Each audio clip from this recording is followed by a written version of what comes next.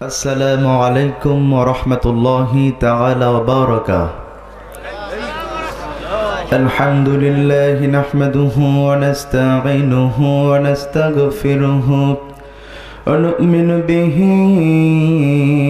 ونتوكل عليه ونعوذ بالله من شرور أنفسنا ومن سيئات أعمالنا.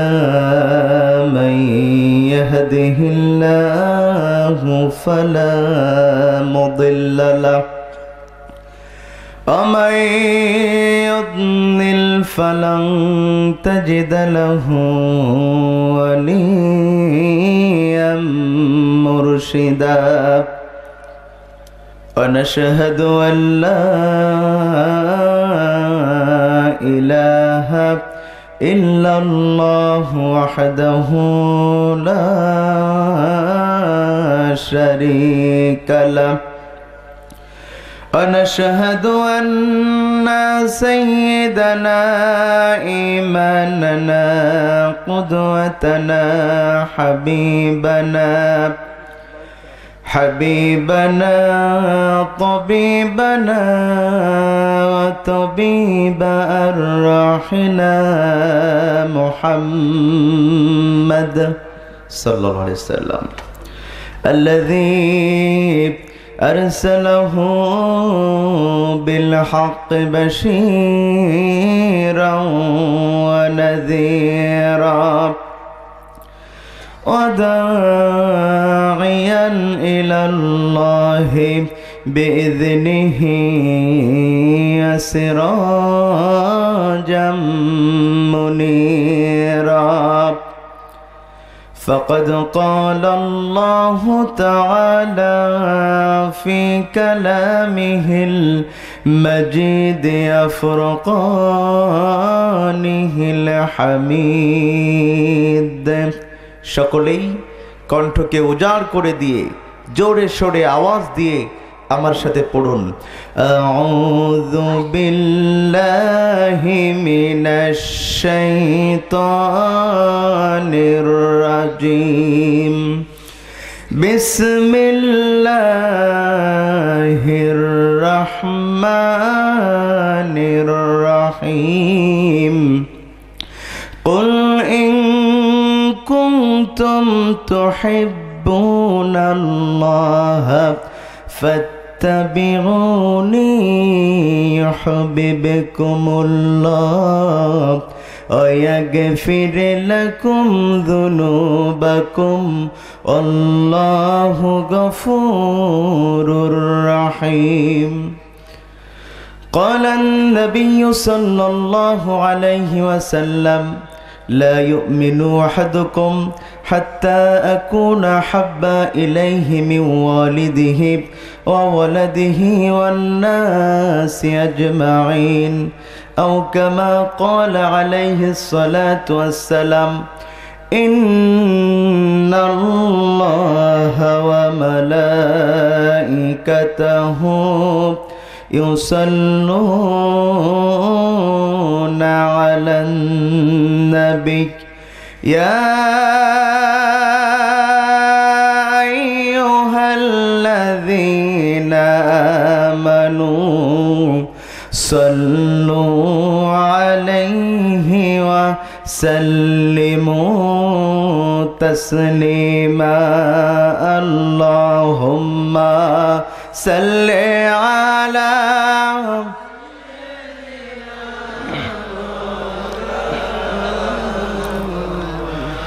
وعلى آل سيدنا.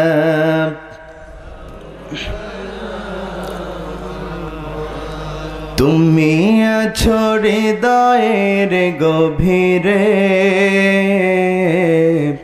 ভুলবো তোমায় বলো কি করে।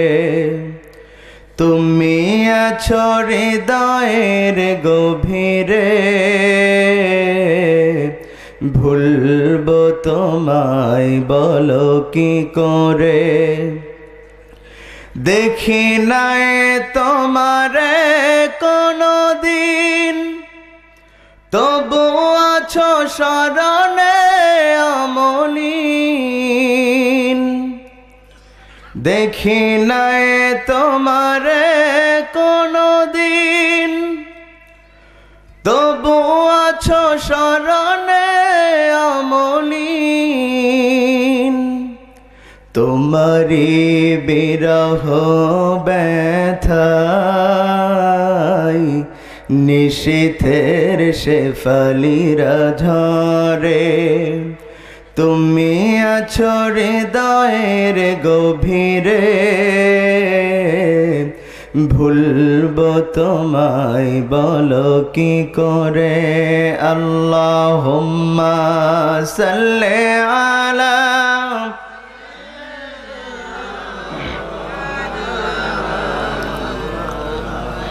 وعلى آل سيدنا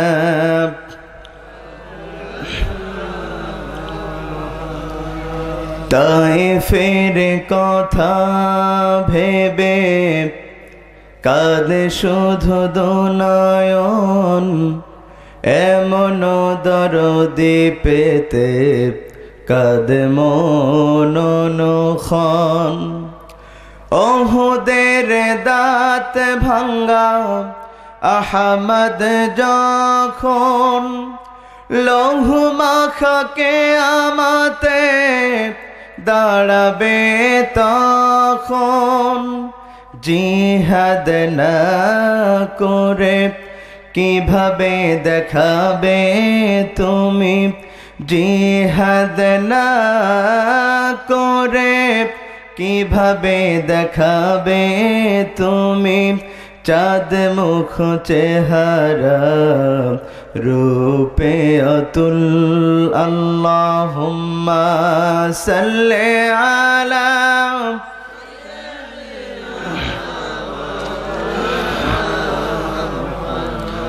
وعلى آل سيدنا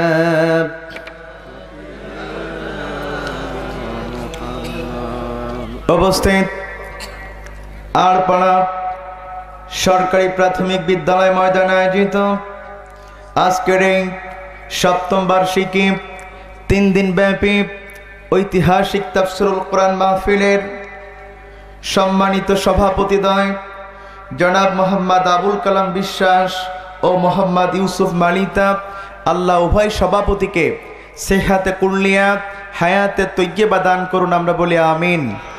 আর একটু জোরে হবে না আমিন? আজকের এই দ্বিতীয় দিবসের সম্মানিত প্রধান মুফাসসির,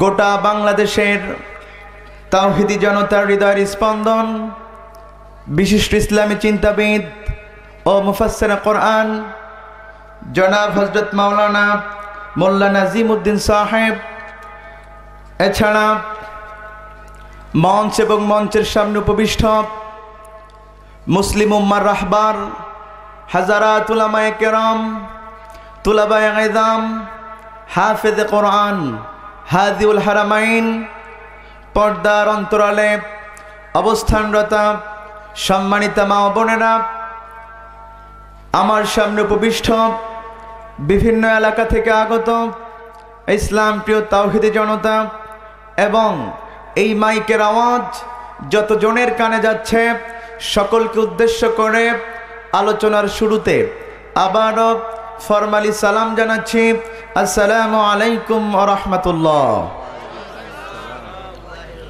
শুকরিয়া আদায় করছি বিস্তীর্ণ জমিনের মালিক, ওই বিশাল আসমানের মালিক, আপনার আমার প্রত্যেকের জীবনের মালিক সেই আল্লাহ সুবহানাহু ওয়া তাআলার দরবারে যে আল্লাহ তাআলা এমন একটি সময়ে আজকে আমাদেরকে তাফসিরুল কোরআন মাহফিলে হাজির হবার সুযোগ দান করেছেন, যেই সময় এই পৃথিবীর বুক থেকে ইসলাম, কোরআন এবং মুসলমানদেরকে সমূলে উৎখাত করবার ষড়যন্ত্র চলছে।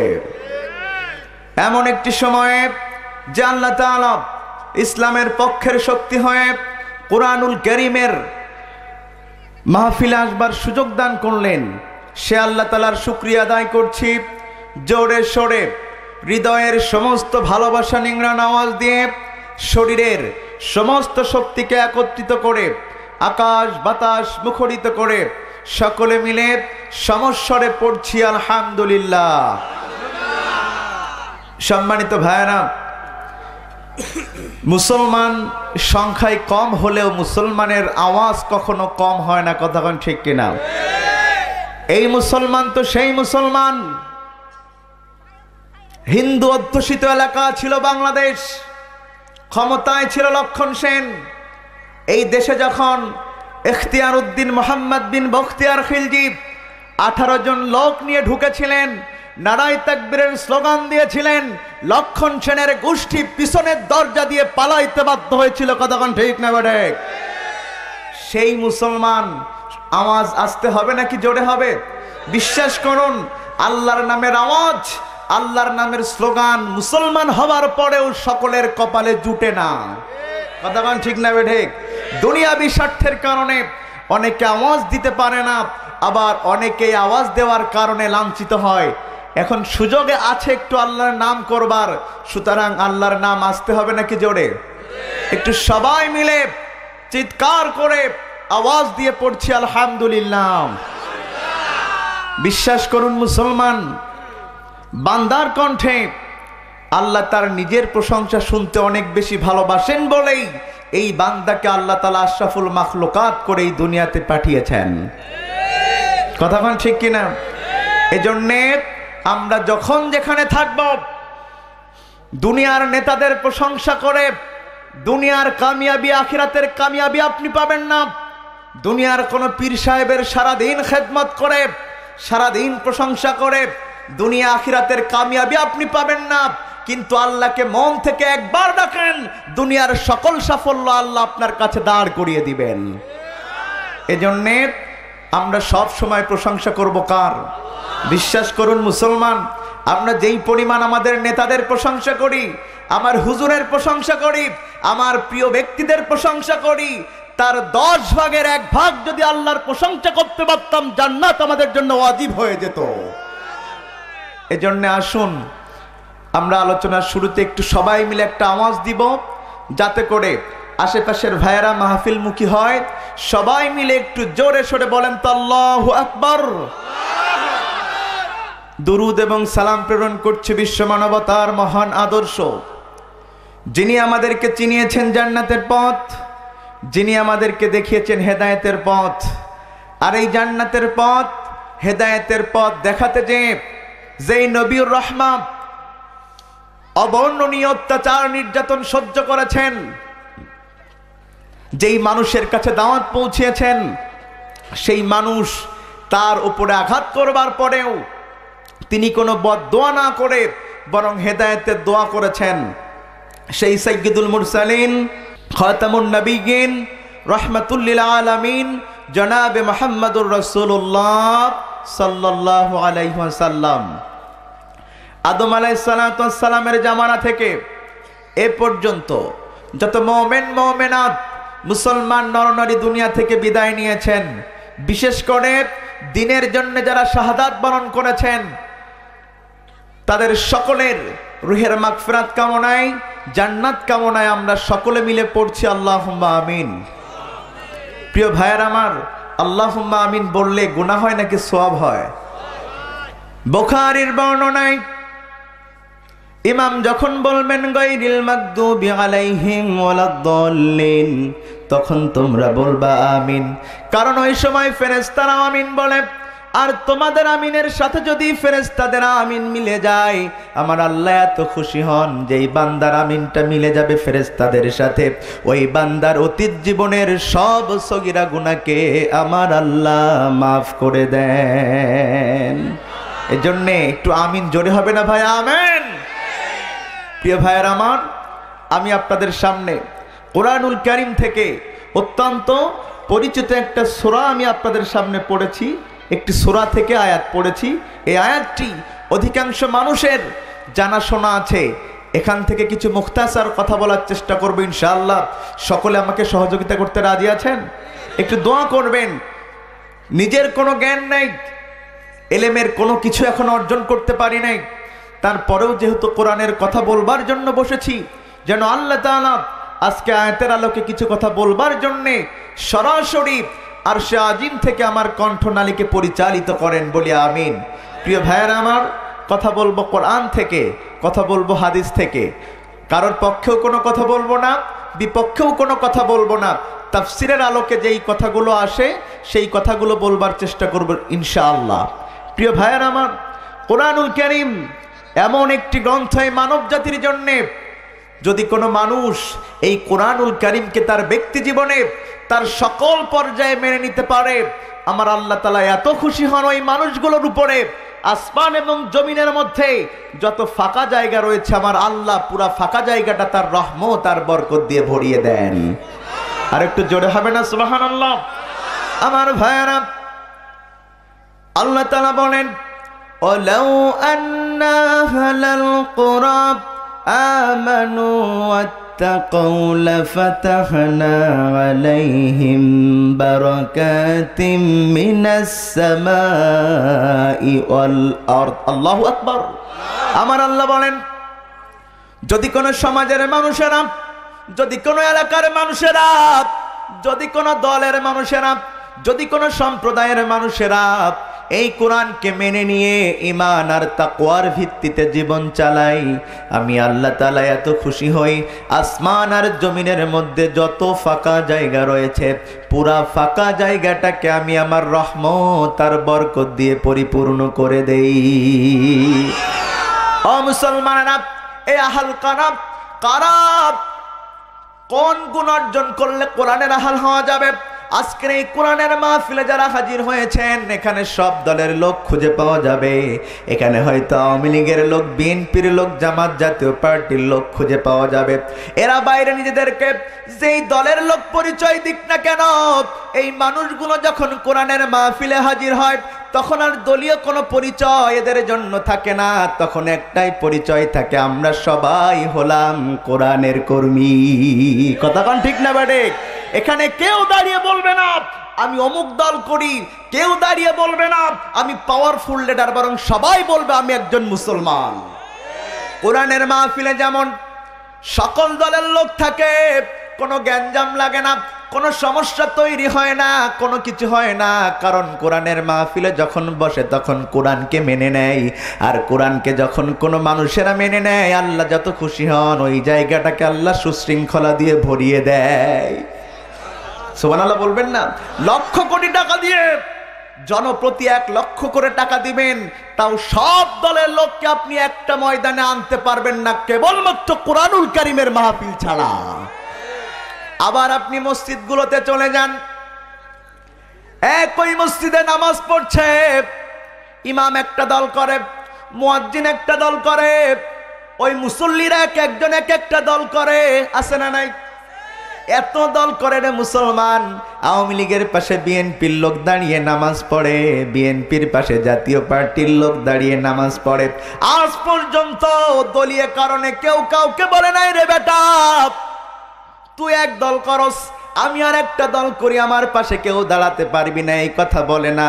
কারণ মসজিদে কোনো দল চলে না, মসজিদে কেবল আইন চলে আল্লাহর। কথা কোন ঠিক না বেটা?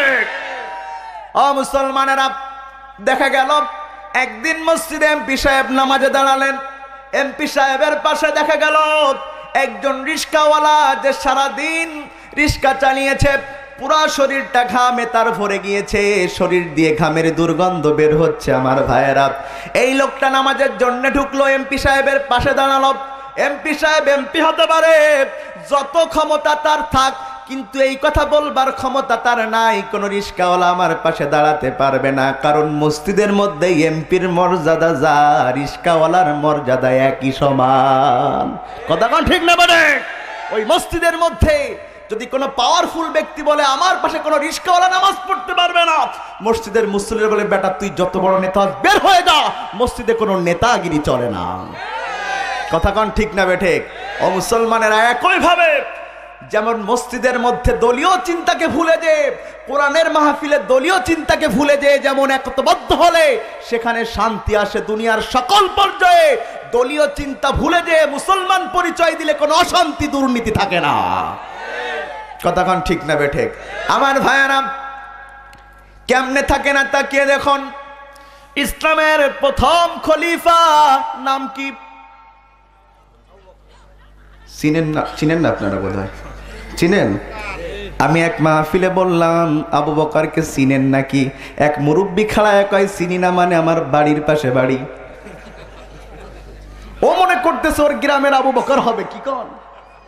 কিন্তু ইনি তো সাধারণ আবু বকর নন।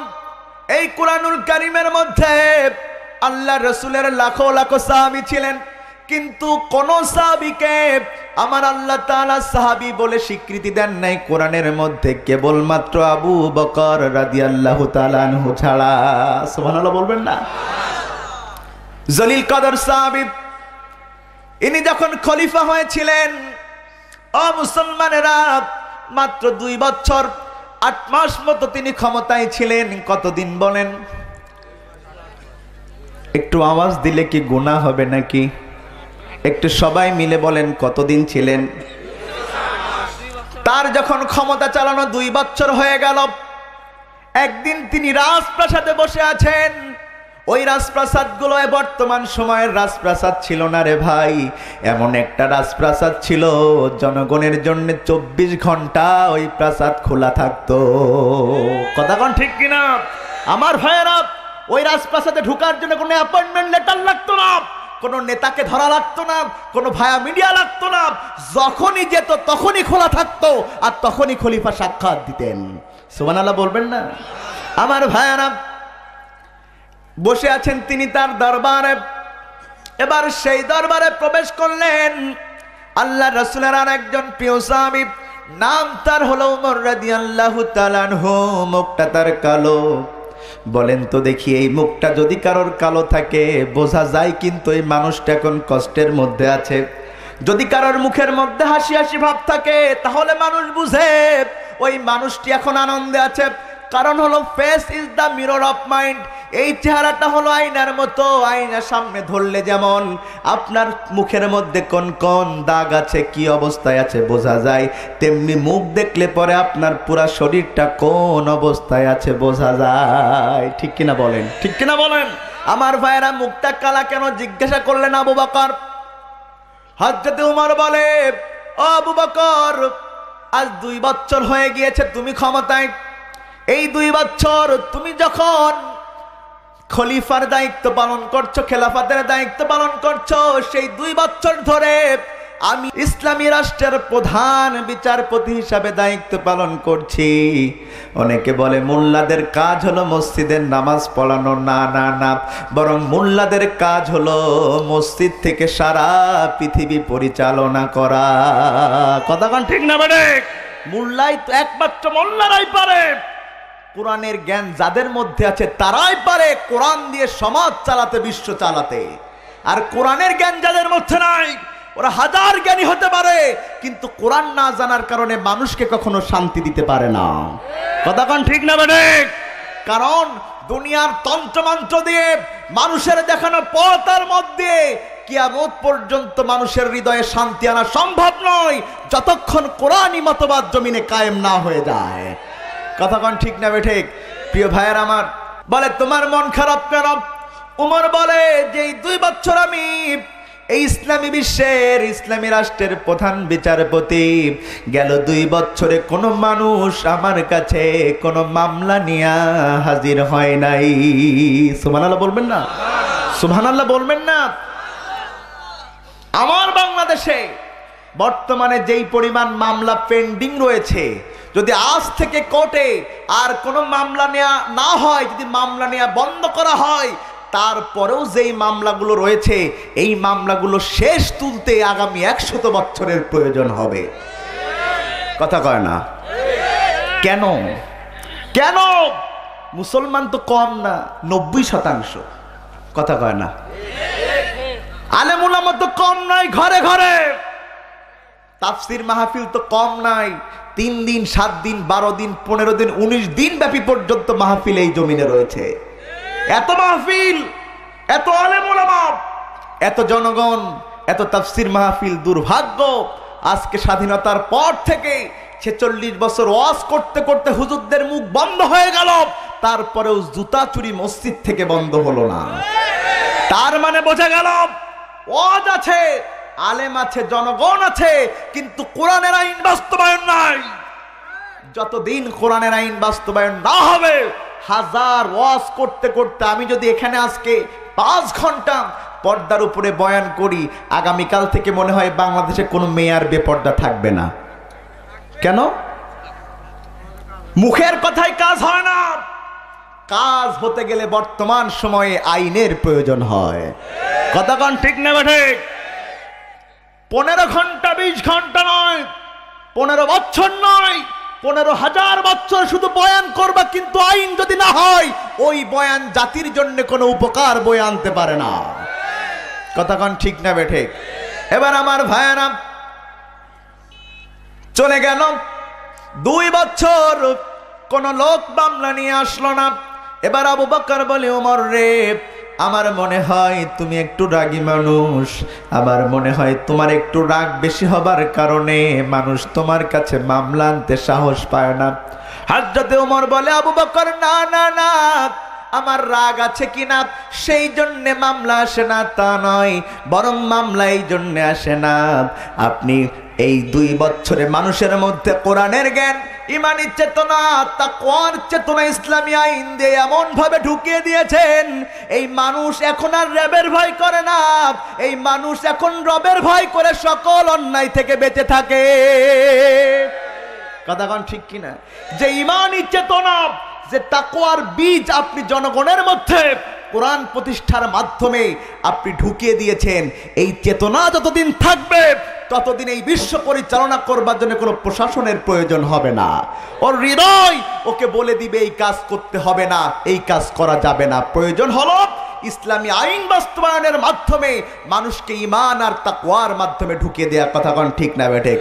আর যারা ইসলামী চেতনার দিকে, তাকওয়ার দিকে, যারা কিনা ইমানি চেতনার দিকে আসবে না, মানুষের তৈরি করা মতবাদের পিছনে ঘুরবে, ওরা 1000 নামাজ পড়বে, 1000 রোজা করবে, ওদের কোনো আমল আল্লাহর দরবারে কবুল হবে না। আমার আল্লাহ বলেন, وَمَن يَبْتَغِ غَيْرَ الْإِسْلَامِ دِينًا فَلَن يُقْبَلَ مِنْهُ وَهُوَ فِي الْآخِرَةِ مِنَ الْخَاسِرِينَ। আমার আল্লাহ বলেন, যারা কোরআনকে বাদ দিয়ে, রাসূলের আদর্শকে বাদ দিয়ে মানুষের তৈরি করা আইনের পিছনে, মানুষের তৈরি করা মতবাদের পিছনে দৌড়াবে, ও যদি নামাজিও হয়, ও যদি হাজিও হয়, ও যদি রোজাদার হয়, ওর কোনো আমল এই জন্য কবুল হবে না। ও আল্লাহর মনোনীত আদর্শকে বাদ দিয়ে মানুষের মনোনীত আদর্শের দিকে দৌড়িয়েছে। কথা কোন ঠিক কিনা?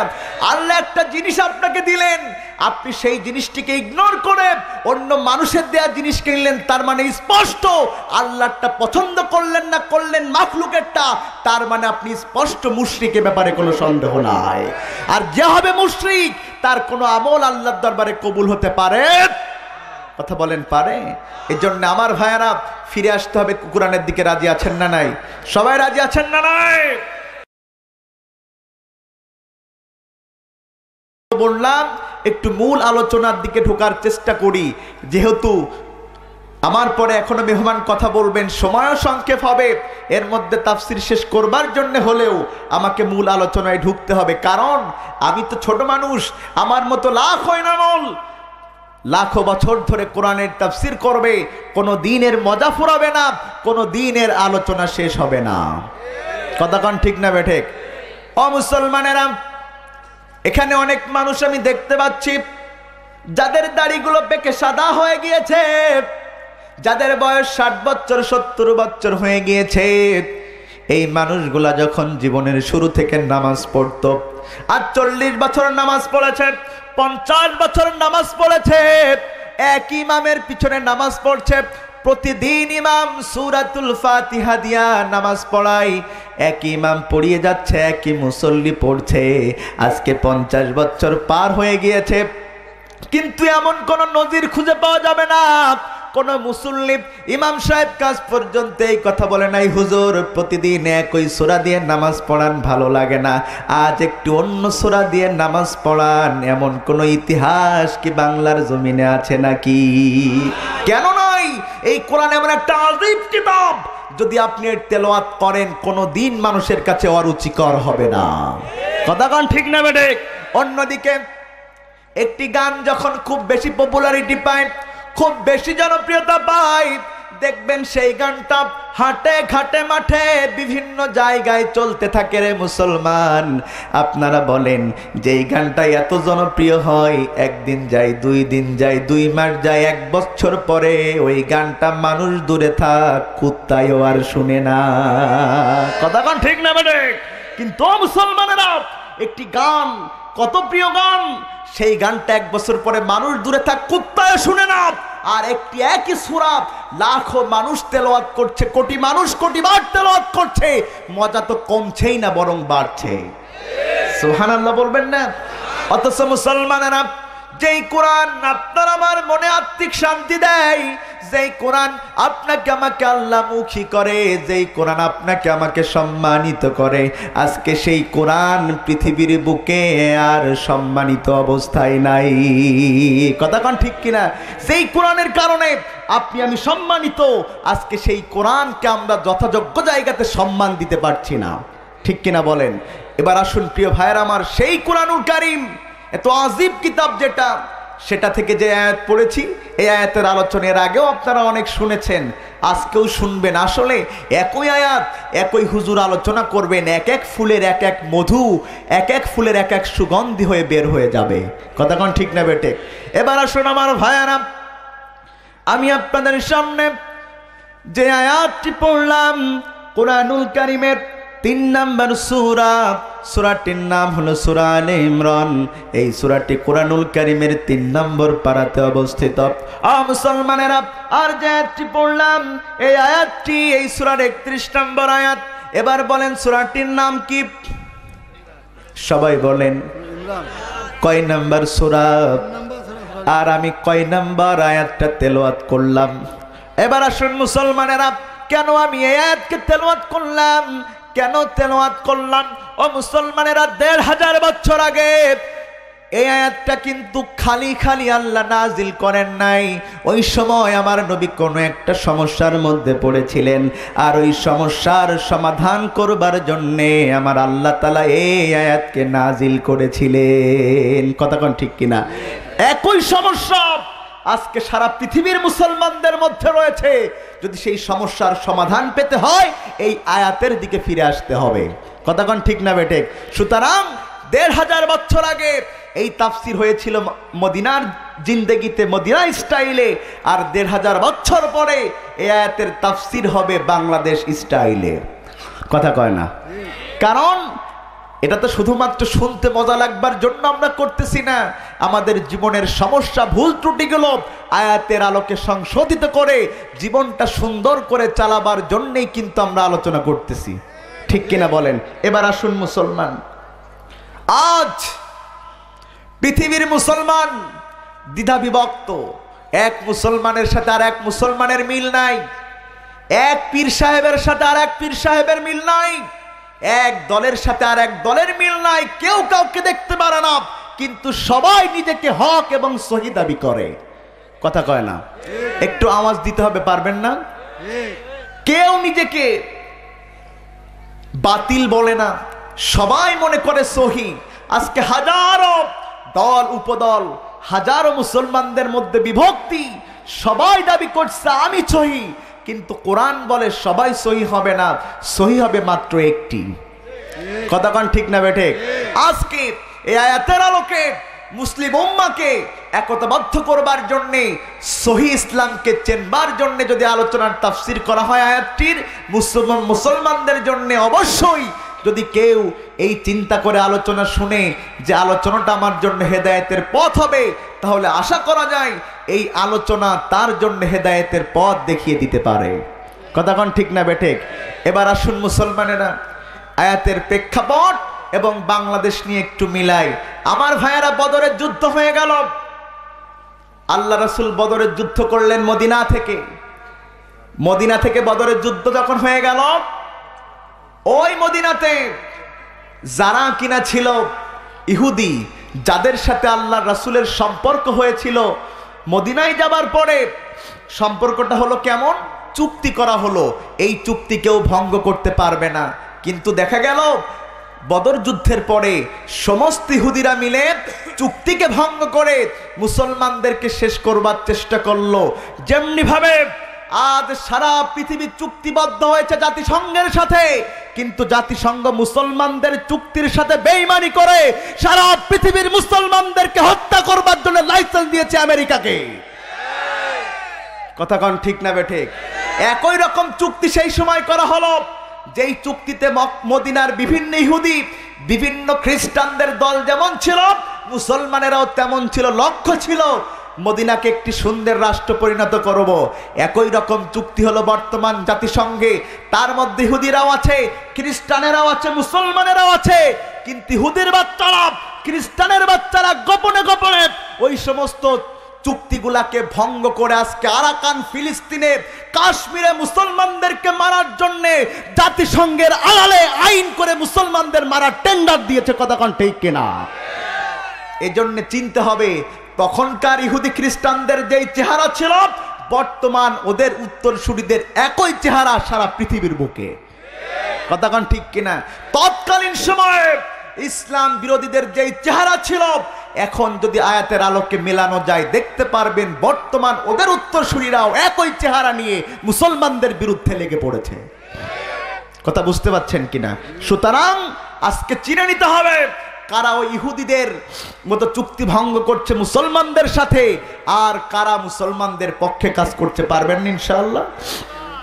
ওই সময় আর রাহিকুল মাকতুম সিরাত গ্রন্থের মধ্যে বদর যুদ্ধের পরে মুসলমানদের সাথে ইহুদিদের যেই অবস্থাটা ছিল, ইহুদিরা কিভাবে চুক্তিকে ভঙ্গ করেছিল, এই জিনিসটিকে সেখানে উল্লেখ করা হয়েছে। আমার ভাইয়েরা, ইবনে ইসহাক হতে বর্ণিত, তিনি বলেন আল্লাহ রাসূল মদিনায় যাবার পরে মদিনার দুইটা গোত্র ছিল। ভালো করে বুঝবেন, একটা গোত্রের নাম ছিল আউস। কি গোত্র বলেন? আর একটা গোত্রের নাম ছিল খাজরাজ। এরা একেবারে জাহিলি যুগের মধ্যে এদের অবস্থা ছিল। একজন আর একজনকে দেখতে পারতো না, একজন আর একজনকে পছন্দ করতো না, একজন আর একজনের বিরুদ্ধে যুদ্ধ করত। এই গোষ্ঠীর লোক ওই গোষ্ঠীর লোককে দেখতে পারতো না। কিন্তু আমার নবী যখন মদিনাতে গেলেন, তিনি বললেন মদিনাতে কোনো গোষ্ঠীগত গ্যাঞ্জাম চলবে না, কারণ ইসলাম এসেছে সকল বিশৃঙ্খল মানুষগুলোকে এক করে এক পতাকার নিচে শামিল করবার জন্যে। কথা কোন ঠিক কিনা? সবাই মিলে আমরা একটা জায়গাতে চলে আসব। দুর্ভাগ্য হলো মুসলমানের আজকে মুসলমানদের মধ্যে একই রকম, মুসলমান হবার পরেও একই রকম দলাদলি, গুতাগুতি। কথা কোন ঠিক না বেঠিক? কথা কোন ঠিক না বেঠিক? এক মুসলমান হবার পরেও আর এক মুসলমানকে সহ্য করতে পারে না, এক মুসলমান হবার পরেও আর এক মুসলমানকে মারতে দ্বিধাবোধ করে না। বুঝতে হবে, যারা মুসলমান হবার পরেও আর এক মুসলমানকে মারতে দ্বিধাবোধ করে না, এরা একইভাবে জাহিলি যুগকে অনুসরণ করছে, কোনো সন্দেহ নাই। কথা কোন ঠিক না বেঠিক? আমার ভাইয়েরা, বর্তমান হুজুররাও কিন্তু এই দলাদলিতে বিপদে আছে। বলবেন কেমন? আমরা ওয়াজ করতে গেলে একটু চিন্তা করতে হয় যে কোন দলের লোক কম অথবা বেশি। কথা কয় না? কথা কোন ঠিক না বেঠিক? হুজুর ওয়াজ করতেছে, ডান পাশে বসা আছে আওয়ামী লীগের সভাপতি, বাম পাশে বসা আছে বিএনপির সভাপতি। আওয়ামী লীগের সভাপতি মাহফিল কমিটির সভাপতি, বিএনপির সভাপতি মাহফিল কমিটির সেক্রেটারি। বুঝতেছেন তো? হঠাৎ এক পর্যায়ে আওয়ামী লীগের সভাপতি বলে, হুজুর আমার নেত্রী প্রধানমন্ত্রীর নামে একটু দোয়া করে দেন। বলছে অবশ্যই করব। আল্লাহ রাসূলকে মেরেছে তায়েফের ময়দানে, তারপরেও আল্লাহ রাসূল বদদুয়া করে নাই। আমরা মুসলমান হয়ে আর এক মুসলমানের জন্য বদদুয়া করি না। কথা কোন ঠিক কিনা? বলছে কিন্তু হুজুর একটা কথা আছে। কি কথা? বলছে হুজুর দোয়া তো করবেন, আমার নেত্রীর নাম ধরে করা লাগবে। ভাই হুজুর তো বিপদে পড়ছে, শেখ হাসিনা নাম তো নাই। কথা কয় না? হুজুর বলতেছে কি করাম? বলছে হয় আমার নেত্রীর নাম ধরে দোয়া করবা, আর নাই মঞ্চ থেকে নামও তোমাকে দেখে নেব। বুঝলেন না বোধহয়? হুজুর এখন চিন্তায় দোয়া করা শুরু করছে, রব্বানা আতিনা ফিদ দুনিয়ায় হাসিনা ওয়াল আখিরাতে হাসিনা। পাশ থেকে বিএনপির নেতা বলে, এই হুজুর, ও আওয়ামী লীগের সভাপতি, ক্ষমতাসীন দলের বলে নেত্রীর নামে দোয়া হবে আর আমার নেত্রীর নামে হবে না। তা হবে না, ও দিয়েছে 10,000, আমিও দিয়েছি 10,000। আমার নেত্রীর নামে হয় দোয়া করবা, নাই মঞ্চ থেকে নামলে তোমার কোনো হাদিয়াই দেব না। হুজুর চিন্তা করে, হাই রে হাই, যাব কোথায়, যাব কোথায়। এবার বলতেছে দোয়া কি নাম ধরে, বলছে নাম ধরে করবা না মানে আগেরটা করলে কেমনে। এবার দোয়া করে, সালামুন আলাইকুম তিবতুম ফাদখুলুহা খালেদা। এখন দুই দলই খুশি, কি বলেন? কথা কয় না, কথা কয় না। ও মুসলমান দ্বিধাবিভক্ত হয়, অনৈক্যবদ্ধ হয়, নিজেদের পায়ে নিজেরা কুড়াল মারছি, চিন্তা করে দেখছি না। আজ কাশ্মীর জ্বলছে, আজ ফিলিস্তিন জ্বলছে, আজ আরাকান জ্বলছে। যদি মুসলমান বাংলার জমিনে এখনো এক না হও, এমন একদিন আসতে পারে ওই কাশ্মীর ফিলিস্তিনের ভাগ্যবরণ বাংলার মুসলমানদেরকে করা লাগবে। কথা কি বুঝতে পারতেছেন আপনারা? কথা কি বুঝতে পারতেছেন? আউস খাজরাজ ভালো করে বুঝবেন। এই দুইটা দল যারা একে অপরকে সহ্য করতে পারে না, একে অপরকে গালিগালাজ করে, আল্লাহ রাসূলের আদর্শ মেনে নেবার কারণে এরা এমন একটা দল হয়েছিল। দুইটা দল এক জায়গায় বসে খাইতো, নিজেদের মধ্যে সন্তানাদিদের বিয়ে দিত, আর কোনো জ্ঞানজাম এদের মধ্যে ছিল না। আরো আস্তে কন্যা সুবহানাল্লাহ। এবার আমার ভাইয়েরা ভালো করে বুঝবেন, অবস্থা এমন হলো, আউস আর খাজরাজ যারা একে অপরকে দেখতে পারত না, যারা একে অপরকে সহ্য করতে পারত না, যারা একে অপর সব সময় গ্যাঞ্জাম করত, মারামারি করত, এদের মধ্যে ইসলাম মানার কারণে এমন সম্পর্ক হয়ে গেল, মুসলমানেরা নিজের ভাইয়ের চাইতে এরা যারা ছিল আউস আর খাজরাজ শত্রু, নিজের ভাইয়ের চাইতে এরা আরো আপন ভাইয়ে পরিণত হয়ে গেল। এবার আবু ইসহাক বলে, একদিন যখন আউস আর খাজরাজ গোত্রের লোকেরা আলোচনা করছিল, একেবারে আনন্দের মধ্যে ছিল, ওই সময় একজন বৃদ্ধ ইহুদি ছিল, একেবারে বৃদ্ধ, যার বয়সটা বৃদ্ধ হয়ে গিয়েছিল। এই ইহুদির নাম হলো শাস ইবনে কায়েস। এই কায়েস এর মনের মধ্যে রাগ ধরল, আহারে এই মক্কায় মদিনা শাসন করতাম আমরা, এই মদিনায় রাজত্ব ছিল আমাদের, ওই যে মুহাম্মদ আসলো আর সকল দলের মধ্যে একতা এনে দিল, এখন আর আমাদের কোনো অবস্থান নাই। দেখো আউস আর খাজরাজ পর্যন্ত এক হয়ে গিয়েছে। মুসলমানেরা এবার ওই যে বৃদ্ধ, এবার ওর সাথে একটা ছেলে ছিল যুবক, ওই যুবককে বলছে তুমি ওখানে যাবে, আর যে ওই যে আউস আর খাজরাজের মধ্যে যেই ধরনের যুদ্ধ আগে হতো সেই যুদ্ধের কবিতাগুলো পড়বে, দুইটা গ্রুপকে উত্তেজিত করে দিবে। আজকে শুনে রাখুন মুসলমানেরা, সারা পৃথিবীর মুসলমানদেরকে দ্বিধা বিভক্ত করার জন্য ওই আমেরিকা ইসরায়েল শক্তি মুসলমানদের দুই গ্রুপের মধ্যে গ্যাঞ্জাম লাগিয়ে দেয়। কথা কোন ঠিক কিনা? এরা সর্প হয়ে দংশন করে, ওজা হয়ে ঝাড়ে। একে বলে ঠিক আছে, তুমি তো ঠিকই আছো, ওকে বলে এই ঠিক নাই, ধর। কথা কয় না, কিন্তু মুসলমান বুঝে না, ওদের পামে ফুলে। ঠিক কিনা? যতদিন মুসলমান কোরআন না বুঝে, ওদের পামে ফুলবা, খালি লাথি খাবা, কোনো জায়গা খুঁজে পাবা না। কথা কোন ঠিক না? বাড়ে ও মুসলমানেরা, ওই যে এক ফুটবল, আপনারা ফুটবল চিনেন তো? চিনেন না? ফুটবল বোধহয় চিনেন। এক ফুটবল আর এক ফুটবলকে বলছে ভাই বুঝলাম না, আমাদের কপাল খারাপ, যেই দল জেতে সেই দলও আমাদেরকে লাথি মারে, যেই দল হারে সেই দলও আমাদেরকে লাথি মারে। যেই দল জেতে এরা আনন্দে একটা লাথি মেরে ফুটবলকে মাঠের ভিতরে দেয়, আর যারা হারে রাগের চোটে একটা লাথি মারে, মানে হারলেও লাথি খায়, জিতলেও লাথি খায়। তখন এই ফুটবল আর এক ফুটবল বলছে ভাই ব্যাপারটা কি? বলছে কেন, তুমি কি জানো না আমরা লাথি খাই এই জন্য আমরা পরের পামে ফুলি। কথা কয় না? ও মুসলমান, যতদিন কোরআনের দিকে ফিরে না আসে, বিশ্ব মোড়লদের পামে ফুলবা, ততদিন মায়ের খাইতে খাইতে শেষ হয়ে যাবা, রাস্তা খুঁজে পাবা না দাঁড়াবার। কথা কন ঠিক না বেঠে?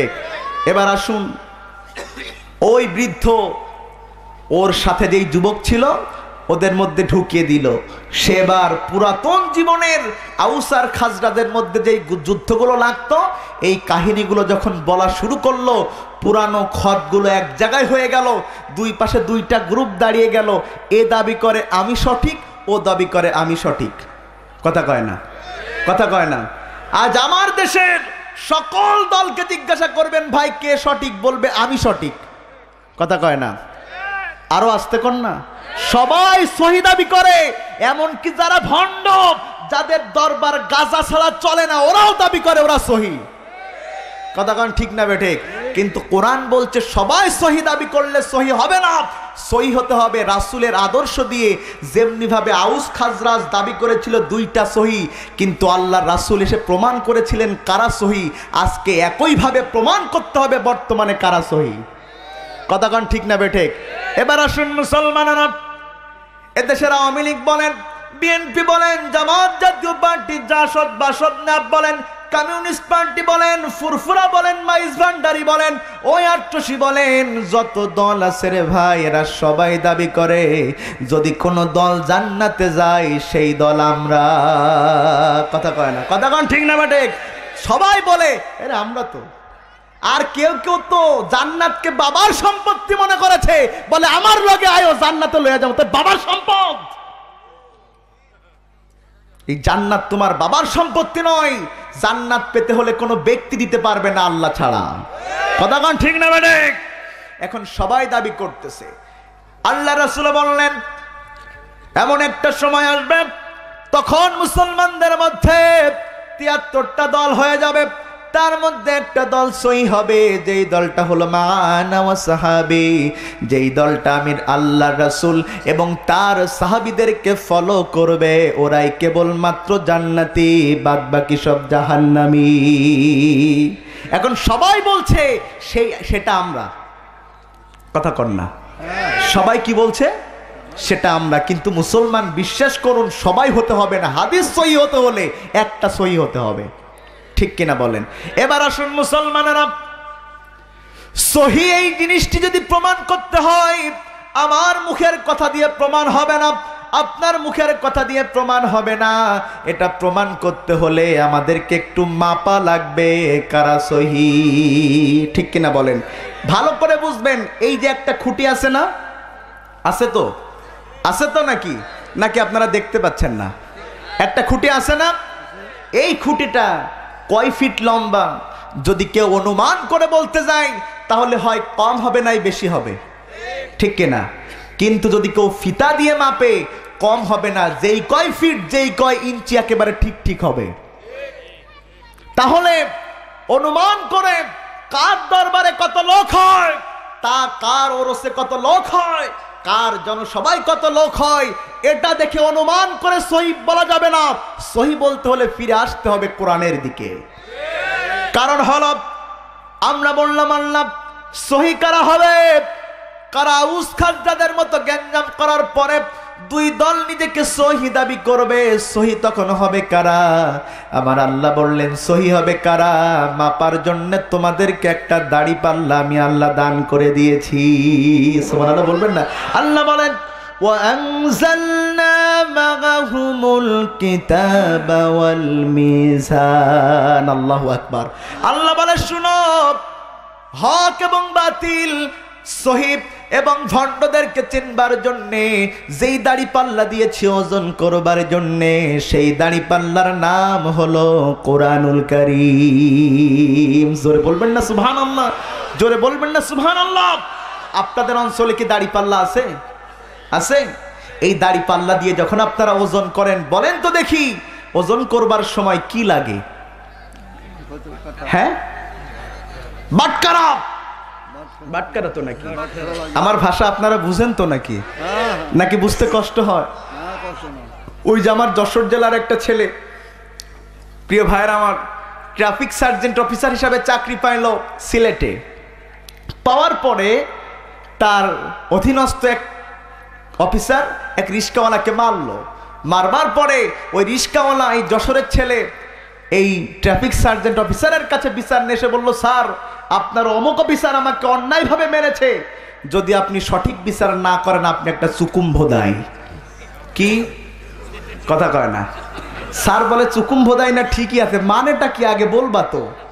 ও তখন চিন্তা করতে সর্বনাশ, চুকুম্ভোদাই মানে যে বিয়াক্কেল আর বিয়াকুব, এটা যদি বলি আগেরটা থাপ্পড় দিছে তো ডান্ডা দিয়ে মারবে। তখন কয় চুকুম্ভোদাই মানে হচ্ছে স্যার জ্ঞানী, জ্ঞানী। তখন বলে আমি আর কি চুকুম্ভোদাই, আমার বাপ তার চাইতে বড় চুকুম্ভোদাই আসিল। কথা কোন ঠিক না ঠিক? এজন্য যারা কোরআন মানে না, হাদিস মানে না, সব এক একটা চুকুম্ভোদাই। কথা কোন ঠিক না ঠিক? এক একটা বেকাল। কারণ কোরআনের জ্ঞান যার মধ্যে নাই, ওর যত বড় ডিগ্রি থাকে ওর মতো মূর্খ আল্লাহর জমিনে আর একটা নাই। আল্লাহ বলেন ইন্নামা ইয়াখশাল্লাহা মিন ইবাদিহিল উলামা, কেবলমাত্র তারাই দুনিয়াতে আল্লাহকে ভয় করে যাদের মধ্যে আল্লাহ কোরআন হাদিসের জ্ঞান দান করেছে। সুবহানাল্লাহ বলবেন না?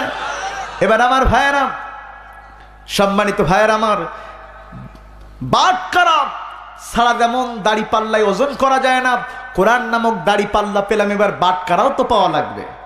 আমরা বললাম আল্লাহ বাটখারা পাবো কোথায়? আল্লাহ বললেন শোনো, লাকাদ কানা লাকুম ফি রাসূলিল্লাহি উসওয়াতুন হাসানাহ, হাসানাতুন লিমান কানা ইয়ারজুল্লাহা ওয়াল ইয়াওমাল আখির ওয়া যাকারাল্লাহা কাসীরা। আল্লাহু আকবার।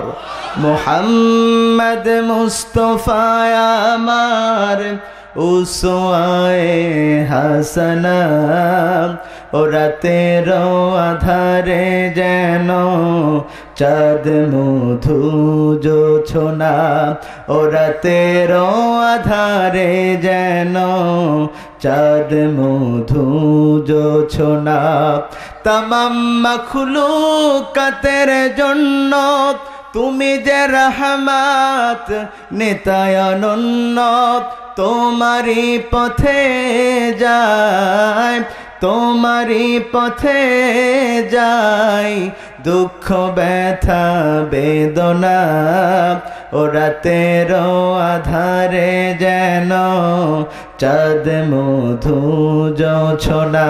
আল্লাহু আকবার। এবার আল্লাহ বলেন শুনো, দাড়ি পাল্লা হলো কোরআন, আর কেজি বাটখারা হলো তোমার নবী, আল্লাহর নাজিলকৃত নবী, আপনার আমার নবী, বিশ্ব নবী জনাবে মুহাম্মাদুর রাসূলুল্লাহ। বাটখারা কে? কথা কয় না। যতক্ষণ আল্লাহ রাসূলকে বাটখারা না মানবেন, যতক্ষণ আল্লাহ রাসূলকে আদর্শ না মানবেন, আপনি 5 ওয়াক্ত নামাজি হলেও আপনি পরিপূর্ণ ইমানদার হতে পারবেন না। একটা উদাহরণ নেন, আগের থেকে ভুল বুঝবেন না, পুরাটা শুনলে আপনারা ঠিকঠাক বুঝতে পারবেন। সেটা কি? একজন মানুষ বলল, ভালো করে বুঝবেন কিন্তু, একজন মানুষ বলল আমি আওয়ামী লীগ করি, এমন লোক আছে না? প্রতিটা নির্বাচনে আমি নৌকা মার্কায় ভোট দেই, আমি বর্তমান প্রধানমন্ত্রীকে খুব ভালোবাসি, আওয়ামী লীগকে তার চাইতে বেশি ভালোবাসি, আলহামদুলিল্লাহ। এই লোকটাই, আওয়ামী লীগকে ভোট দেয়া লোকটা, প্রধানমন্ত্রীকে ভালোবাসা লোকটা, একদিন আওয়ামী লীগের জনসভায় উঠে বলল, দেখো আমি আওয়ামী লীগকে ভোট দিতে পারি, প্রধানমন্ত্রীকে ভালোবাসতে পারি, কিন্তু বঙ্গবন্ধু শেখ মুজিবুর রহমানকে আদর্শ মানি না। এই কথা বলা শেষ, তার আগে আওয়ামী লীগের নেতা কর্মীরা ওর মাজায় লাথি মেরে মঞ্চ থেকে নামিয়ে দিয়ে বলবে, বেটা তুমি কিসের আওয়ামী লীগ করো? যে বঙ্গবন্ধুকে আদর্শ মানে না সে আওয়ামী লীগের কর্মী হতে পারে না। আরো আসতে কর না। এবার এক বিএনপির লোক, সে বলতেছে আমি খুব বিএনপিকে ভালোবাসি, প্রতি নির্বাচনে বিএনপিকে ভোট দেই, ম্যাডাম জিয়াকে খুব ভালোবাসি। এই লোকটাই একদিন বিএনপির জনসভায় উঠে বলতেছে, দেখো আমি বিএনপিকে ভোট দিতে পারি, ম্যাডাম জিয়াকে ভালোবাসতে পারি, আমি প্রেসিডেন্ট জিয়াকে আদর্শ মানি না। যেই বিএনপির জন্য এত মনোপ্রাণ, ওই বিএনপির লোকেরা ওর মাজায় লাথি মেরে মঞ্চ থেকে নামিয়ে দিয়ে বলবে, বেটা তুমি কিসের বিএনপি করো? বিএনপি যে করবে আর প্রেসিডেন্ট জিয়াকে মানবে না, সে বিএনপির কর্মী হতে পারে না। ঠিক কিনা? এরপরে এরশাদ চাচার কথাও তো আছে, চিনেন না বোধহয়, সকালে কি বলে বিকালে মনে থাকে না। এমন দলের নেতা কর্মীরাও এই দল করতে হলে এরশাদকে আদর্শ মানার বিকল্প নয়। কথা কোন ঠিক না বেটে? আরো আওয়াজ দিয়ে কোন ঠিক না বেটে? এবার আসুন, আওয়ামী লীগ ভালোবাসলেন, ভোট দিলেন, কিন্তু মুজিবুর রহমানকে আদর্শ মানলেন না, আওয়ামী লীগের কর্মী হতে পারলেন না। বিএনপিকে ভালোবাসলেন, ভোট দিলেন, প্রেসিডেন্ট জিয়াকে আদর্শ মানলেন না, বিএনপির সঠিক কর্মী হতে পারলেন না। এরশাদ সাহেবকে ভালোবাসলেন, ভোট দিলেন, কিন্তু তার আদর্শ মানলেন না। তার দলের যেমন কর্মী হওয়া যায় না, তেমনি নামাজ পড়লেও, রোজা রাখলেও, মিলাদ পড়ে জিলাপি খাইলেও, মুখে মুখে ভালোবাসলেও, যতক্ষণ জীবনের প্রতিটি পর্যায়ে আমার নবীকে আদর্শ না মানতে পারবা, মুসলমান হতে পারবা না। কথা কি বোঝা গেল? কথা কি বুঝতে পারলেন? এটাই হচ্ছে বাস্তবতা। আজ আপনি নামাজ পড়েন, রোজা রাখেন, আংশিক মানেন, রাসূলের পুরো জীবনকে মানেন না, আপনি কোনো দিন পরিপূর্ণ মুসলমান হতে পারবেন না। কথা কি ক্লিয়ার? এবার আল্লাহ বললেন, শুনো, দাড়িপাল্লা হলো আমার কোরআন, আর বাটখারা হলো নবী মুহাম্মদুর রাসূলুল্লাহর আদর্শ। এবার দাড়িপাল্লা নিলাম, একটা পাশে নবীর আদর্শকে বসালাম, এবার দুনিয়ার এই যে হক দাবি করাকে এক একটা করে বসাবো। যেটা আদর্শের সাথে মিলবে সেটাকে মানবো, আর যেটা মিলবে না ওকে আজ থেকে 3 তালাকে বায়ান দিয়ে দেব। কারণ রাসূলের আদর্শের সাথে যেটা মিলে না, ওটার পিছনে মুসলমান যেতে পারে না। কথা কি ঠিক? কথা কি ঠিক? মনে থাকবে। এবার আসুন আমার ভাইয়ারা, আউস আর খাজরাজ এই দুইটা গোত্র যখন গ্যাঞ্জাম লাগলো, আমার নবীর কাছে চলে গেল কথা। আমার নবী আবার আসলেন, এসে বুঝতে পারলেন ইহুদিরা এখানে চক্রান্ত করেছে মুসলমানদের মধ্যে বিভেদ সৃষ্টি করবার জন্য। এবার আমার নবী হাজির হয়ে বললেন, আউস আর খাজরাজ গোত্রের লোকেরা শুনো, তোমরা যদি এখন গ্যাঞ্জাম করো, মারামারি করো, আর এর কারণে মুসলমানদের যে দুরবস্থা হবে, এই দুরবস্থার জন্য দায়ী হবে তোমরা। আর এই দায়ী হবার কারণে যদি তোমরা এই অবস্থায় দুনিয়া থেকে বিদায় নাও, কিয়ামতের দিন আল্লাহর দরবারে জবাবদিহি করতে হবে। কথা কোন ঠিক কিনা? কথা কোন ঠিক না বেঠিক? এটা ছিল প্রেক্ষাপট। এবার আসুন প্রিয় ভাইয়েরা আমার, প্রেক্ষাপট বললাম, এবার আলোচনার মূল তাফসীর ব্যাখ্যাতে চলে যায়। আল্লাহ বলছেন কুল, কি বলছেন? সবাই বলেন। কুল মানে হচ্ছে, হে নবী আপনি বলুন, ইন কুনতুম তুহিব্বুনাল্লাহ, যদি তোমরা আল্লাহর ভালোবাসা পেতে চাও। এখানে আল্লাহর ভালোবাসা পেতে চায় না এমন কেউ আছেন নাকি? এমন কেউ আছেন? সবাই পেতে চান আল্লাহর ভালোবাসা। যদি পেতে চান, আল্লাহ বলছেন শুনো, মাত্র একটা কাজ করবা, আমি আল্লাহর ভালোবাসা পেয়ে যাবা। সুবহানাল্লাহ কইতে ইচ্ছা করে না? সারা জীবন নেতার পিছনে ঘোরেন, হুজুরের পিছনে ঘোরেন, পীরের পিছনে ঘুরেন, হাজার কাজ করে দেন, ওদের মন উঠে না, আপনার পরে সন্তুষ্ট থাকে না। কিন্তু আমার আল্লাহ বলছেন একটা কাজ করবা, আমি আল্লাহ তোমার প্রতি সন্তুষ্ট হয়ে যাব। সুবহানাল্লাহ। কয়টা কাজ? সেটা হলো ফাত্তাবিউনি, আমার নবী মুহাম্মদুর রাসূলুল্লাহ সাল্লাল্লাহু আলাইহি ওয়াসাল্লামকে অনুসরণ করবা। আমার নবীকে যদি কেউ অনুসরণ করতে পারে, আমার আল্লাহ বলছেন ওই মানুষটার জন্য আমি 2টা পুরস্কার রেখেছি। কয়টা? কয়টা? আমার ভাইয়ের অনেক বই পাওয়া যায়, সেই বই লেখা থাকে 1-এর মধ্যে 7, মানে বই একটা কিন্তু গাইড বুক হচ্ছে ওর ভিতরে 7টা। ঠিক কিনা? কাজ করবেন একটা, পুরস্কার পাইবেন 2টা। সুবহানাল্লাহ। আল্লাহ বলছেন শুনো, যদি আমি আল্লাহকে পাওয়ার জন্য আমার নবীকে আদর্শ মানতে পারো, শুনো রে মুসলমানেরা শুনো, তাহলে পুরস্কার হইল 2টা। প্রথম পুরস্কার হলো ইউহিব্বুকুমুল্লাহ, আমি আল্লাহ তোমাদেরকে ভালোবাসবো। সুবহানাল্লাহ বলবেন না? সুবহানাল্লাহ বলবেন না? আল্লাহ ভালোবাসবেন। কথা কোন ঠিক কিনা? যদি আপনার গ্রামের মেম্বার আপনাকে ভালোবাসে, সেই পাওয়ারে তো আপনি ঘাড় ফিরিয়েই চান না। কথা কয় না? আর যদি চেয়ারম্যান সাহেব ভালোবাসে, লোক বলবে খবরদার ওকে কিছু বলিস না, চেয়ারম্যানের ডান হাত। আর যদি এমপি সাহেব ভালোবাসে, বলবে তোরা তো জানিস না, প্রতিদিন ওরে ফোন করে, ঠিকঠাক সালাম দিবি নতুবা বিপদ আছে। দুনিয়ার মেম্বার, চেয়ারম্যান, এমপি 1 কোটি দুনিয়ার সবাইকে এক জায়গায় করলেও আমার আল্লাহর ক্ষমতার 1 ইঞ্চির সমান হবে না। আমার সেই আল্লাহ বলছেন বান্দারে একটা কাজ করবি, আমার ভালোবাসা পেয়ে যাবি। সুবহানাল্লাহ বলবেন না? দুই নাম্বার হলো ওয়াগফির লাকুম যুনুবাকুম। শুনে রাখ আমি নবী, আমার নবীকে যদি তোরা আনুগত্য করতে পারিস তাহলে আমি আল্লাহ তোদের জীবনের সব গুনাহ খাতাকে মাফ করে দেব। সুবহানাল্লাহ বলবেন না? চলে গেল অর্থ, এবার মূল ব্যাখ্যা। কুল, হে নবী আপনি বলেন। যারা আলেম উলামা আছেন তারা বুঝবেন এই কুল শব্দটা আমর হাজের মারুফের সিগা, ঠিক কিনা? ওয়াহিদ মুজাক্কারের সিগা, যেটা হলো অর্ডার সূচক ক্রিয়া, যেটি আল্লাহ অর্ডার করেন। আচ্ছা বলেন, আমার নবীকে যদি আমার আল্লাহ অর্ডার নাও করতেন তারপরেও আমার নবী সেই কাজ করতেন কি করতেন না?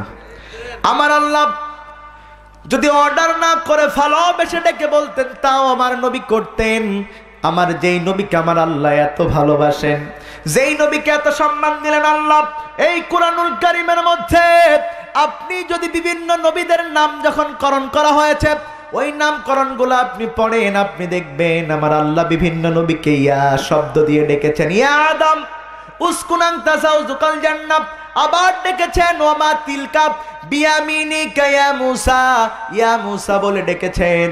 কিন্তু আমার নবীকে আমার আল্লাহ তাআলা একটি বারের জন্য ইয়া মুহাম্মদ বলে ডাকে নাই।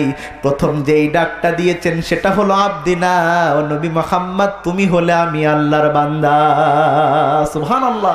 এত ভালোবাসা যেই নবীর প্রতি, এত সম্মান যেই নবীর প্রতি, কেন সেই নবীকে আল্লাহ অর্ডার করলেন, কেন করলেন? মুফাসসিরিনে কেরাম বলেন কুল শব্দের ব্যাখ্যা হলো আতিউল্লাহ ওয়া আতিউর রাসূল ওয়া উলিল আমরি মিনকুম।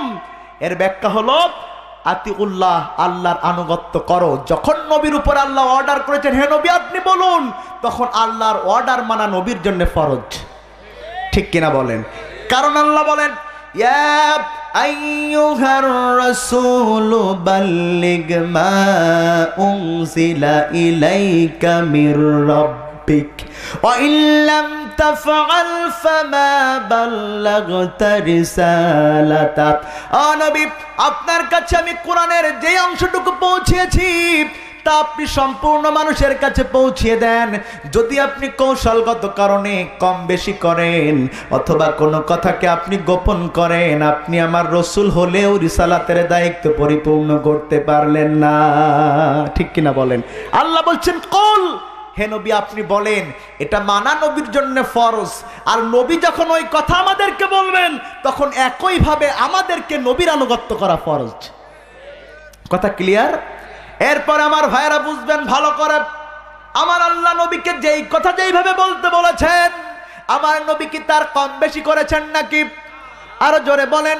না না না, আমার নবী সব ধরনের হুমকি, সব ধরনের ভয়কে ঊর্ধ্বে রেখে আল্লাহর কথা যেমন বলেছেন, আজকে যদি আমরা পরিপূর্ণ হক্কানি আলেম হতে চাই একইভাবে নবীর পথ ধরে নবীর কৌশলকে অনুসরণ করে কথা বলতে হবে। ময়দানকে বুঝে কোনো কথা কম বেশি করা যাবে না।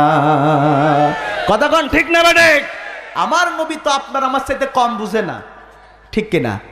উনি যদি কোনো জিনিস কম করতেন বেশি করতেন, আমার আল্লাহ বলছেন হে নবী আপনি যদি আমার ওহিবাদে কোনো কথা কম বেশি করতেন আমি আপনার কণ্ঠনালীকে চেপে ধরতাম আর আপনার জিহ্বাকে কেটে দিতাম।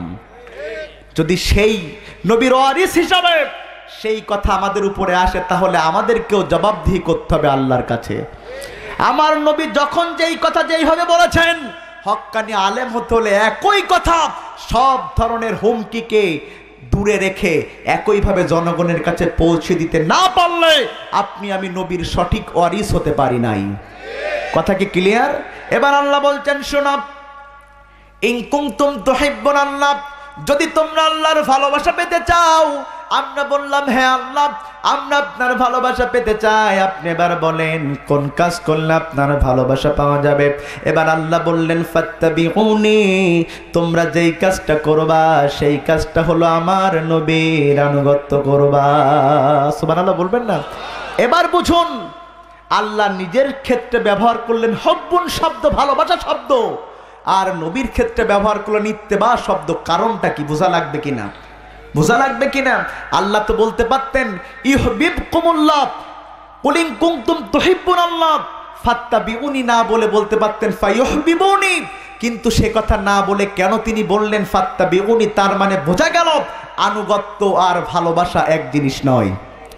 কথা কোন ঠিক কিনা, বুঝতেছেন কিনা আমার কথা? এবার আসুন আনুগত্য কাকে বলে। আমার আল্লাহ বললেন শোনো, আনুগত্য কাকে বলে? আনুগত্য হলো মা তাকুমুর রাসূলু ফাখুযুহু ওয়া মা নাহাকুম আনহু ফান্তাহু।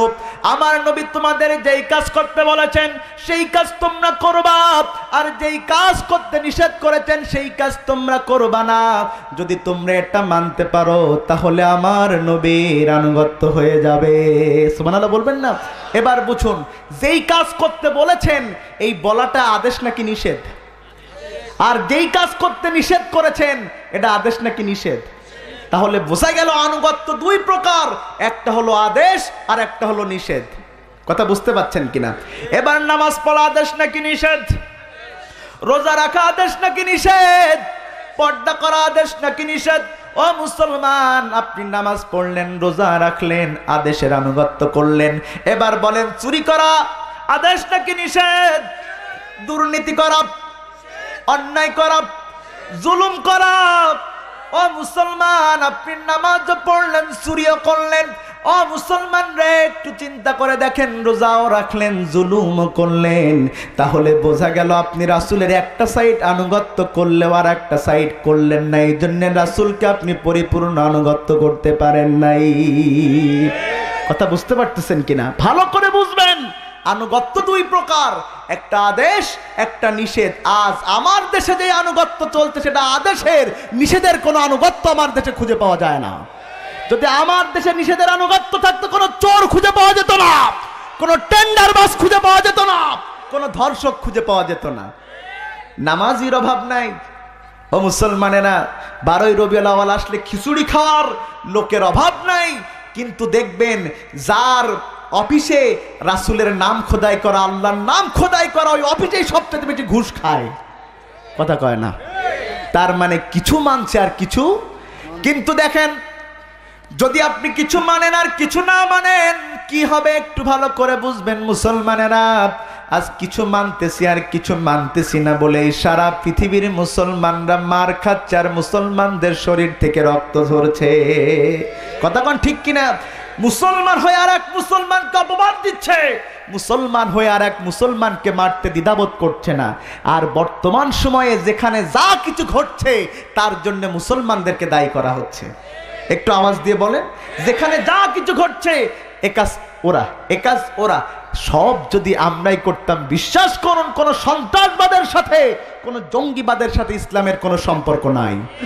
যত জঙ্গিবাদ, যত সন্ত্রাসবাদ, এগুলোর জন্ম দিয়েছে ইসলাম বিরোধী শক্তিরা, মুসলমানেরা নয়। কারণ ইসলামের সাথে জঙ্গিবাদের কোনো সম্পর্ক নাই। কোন মুসলমান কোনোদিন জঙ্গি হতে পারে না, আর কোন জঙ্গি কোনোদিন মুসলমান হতে পারে না। কথা কোন ঠিক না বেঠিক? এই জন্য মনে রাখতে হবে, ইসলাম কায়েমের জন্য যেই পথ আল্লাহ দিয়েছেন তার বিপরীত কোনো পথকে অনুসরণ করা যাবে না। আজ যেখানে যা কিছু ঘটছে মুসলমানদের উপরে চাপিয়ে দেওয়া হচ্ছে। বিশ্বাস করুন, আজ আরাকানে মুসলমানদেরকে মারা হচ্ছে, ওখানে মুসলমানদেরকে মারছে।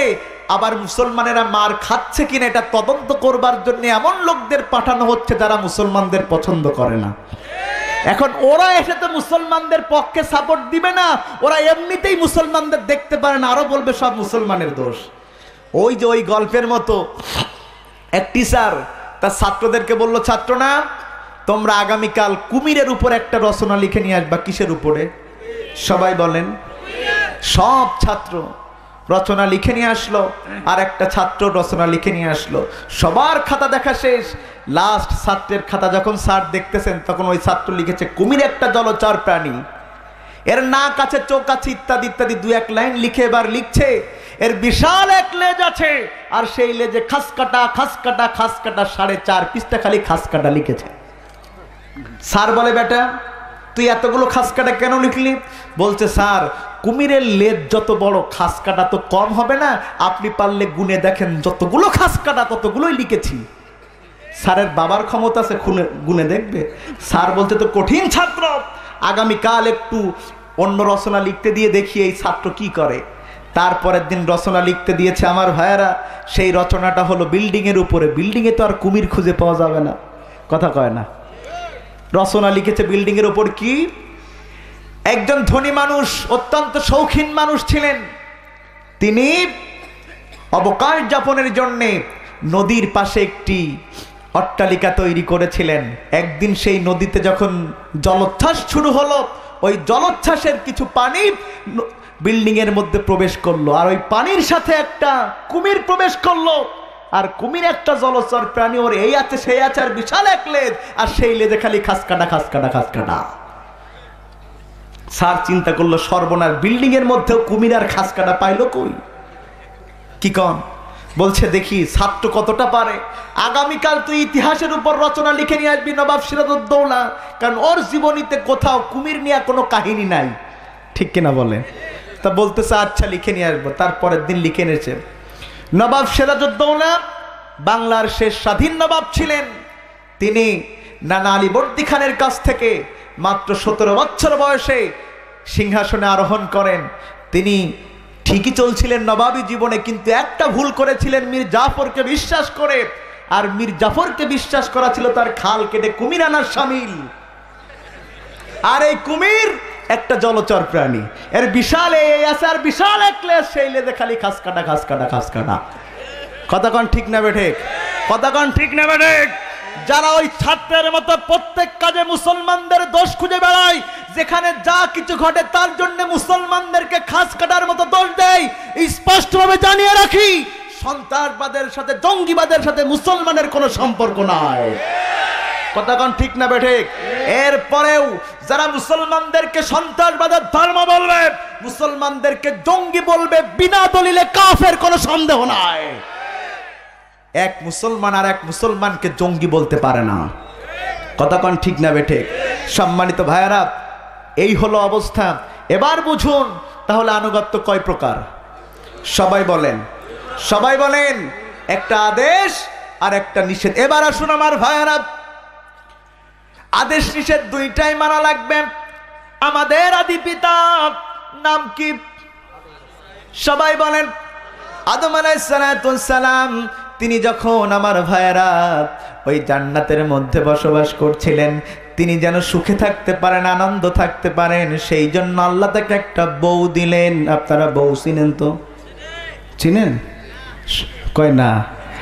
আপনি বলছেন বউ চিনি না, যদি পাশ থেকে বউরা শুনে বাড়ি গেলে ভাত বন্ধ। বেটা বউ চিনো না? কথা কন ঠিক কিনা? বিশ্বাস করুন, বউ যদি কারোর ভালো হয় তার কপাল ভালো হবে, আর বউ যদি কারোর খারাপ হয় তার কপাল চলে যাবে, আজীবনে শান্তি খুঁজে পাবে না। আর স্বামী স্ত্রী যদি ভালো না হয়, ওই পরিবারের সন্তান ভালো হয় না, কারণ কোম্পানি ভালো হলেই প্রোডাকশন ভালো হয়। কথা কন ঠিক না বেটা? আজকে আমাদের দেশের উল্টা, স্বামী মিললে স্ত্রী মিলে না, স্ত্রী মিললে স্বামী মিলে না, এই জন্য প্রোডাকশনও যা আসে সব ইসলাম বিরোধী। কথা কন ঠিক না বেটা? আর কিভাবে প্রোডাকশন ভালো আসবে ভাই বলেন? আসার সম্ভাবনা আছে কেমনে? 24 ঘন্টা তো পড়ে আছে সিরিয়াল নিয়ে। কথা কন ঠিক কিনা? মিয়া সাহেব সারাদিন কাজ করে বাড়িতে যায়, যাওয়ার পরে বলে এক গ্লাস পানি দাও তো, অমুকের মা বলছে পারলে ঢাইলে খাও, কিরণমালা শেষ না তোর কপালে পানি জুটবে না। কথা কন ঠিক না বেঠে? কথা কন ঠিক না বেঠে? ও মুসলমানেরা, একটি কথা আমি একটু বলতে চাই। বিশ্বাস করুন, কাফেররা জানে এই মুসলমানদেরকে ধ্বংস করা যাবে না যতক্ষণ তাদের কাছে কোরআন থাকবে। ঠিক কিনা বলেন? যতক্ষণ তাদের কাছে হাদিস থাকবে এদেরকে ধ্বংস করা যাবে না। এই জন্যে ইন্ডিয়ান সিরিয়াল ঢুকানোর মাধ্যমে মা বন্ধের মস্তিষ্কের মধ্যে ইসলাম বিরোধী চিন্তা চেতনা ঢুকিয়ে দিয়ে ওই পরিবারের সন্তানদেরকে বেঈমান করবার জন্য আজকে চক্রান্ত চলছে। যদি আপনি আপনার পরিবার থেকে অপসংস্কৃতিকে দূর করতে না পারেন, আপনার পরিবারের আব্দুল কাদের জিলানী জন্মগ্রহণ করবে না, যা জন্মগ্রহণ করবে সবগুলো আবু জেহেলের উত্তরসূরি। কথা কন ঠিক না বেঠে? আমি এক মাহফিলে বললাম, চাচারা বাবাজিরা, আজকে থেকে স্টার জলসা জি বাংলা বাড়িতে বন্ধ করতে পারবেন কে কে? এক মুরব্বী খাড়ায় কয়, হুজুর আগে ওয়াজ বন্ধ করেন তারপর স্টার জলসা বন্ধ। আমি কইলাম কেন? বলছে হুজুর স্টার জলসা জি বাংলা বন্ধ করলে আমার ভাত বন্ধ হবে, সেই ভাত রেঁধে দেবে কি সেটা আগে বলবেন, তারপরে ফতোয়া দিবেন। বুঝতে পারলেন কিনা? এবার আসুন মুসলমানেরা, আদি পিতা আদম আলাইহিস সালাম জান্নাতের মধ্যে যখন বউকে নিয়ে থাকেন তখন আমার আল্লাহ বলছেন ওয়াকুলনা ইয়া আদম উসকুন আনতা যাওজুকাল জান্নাত ওয়াকুলা মিনহা রাগাদান হাইসু শি'তুমা ওয়ালা তাকরাবা হাযিহিশ শাজারা। কথা কোন কোরআনে আছে না নাই?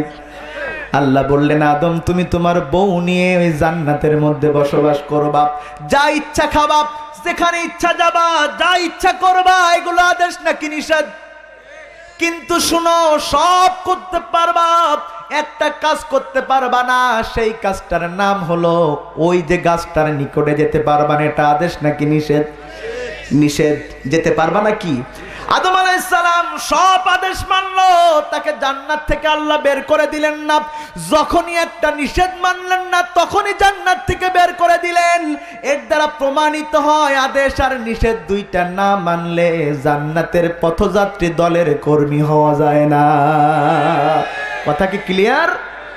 যদি আপনি এটা করেন, যদি আপনি আদেশ নিষেধ দুইটার মানেন তো ভালো, যদি না মানতে পারেন ফাতাকুনা মিনাজ জালিমিন, আপনি এক নম্বরের জালিম, এ ব্যাপারে কোনো সন্দেহ নাই।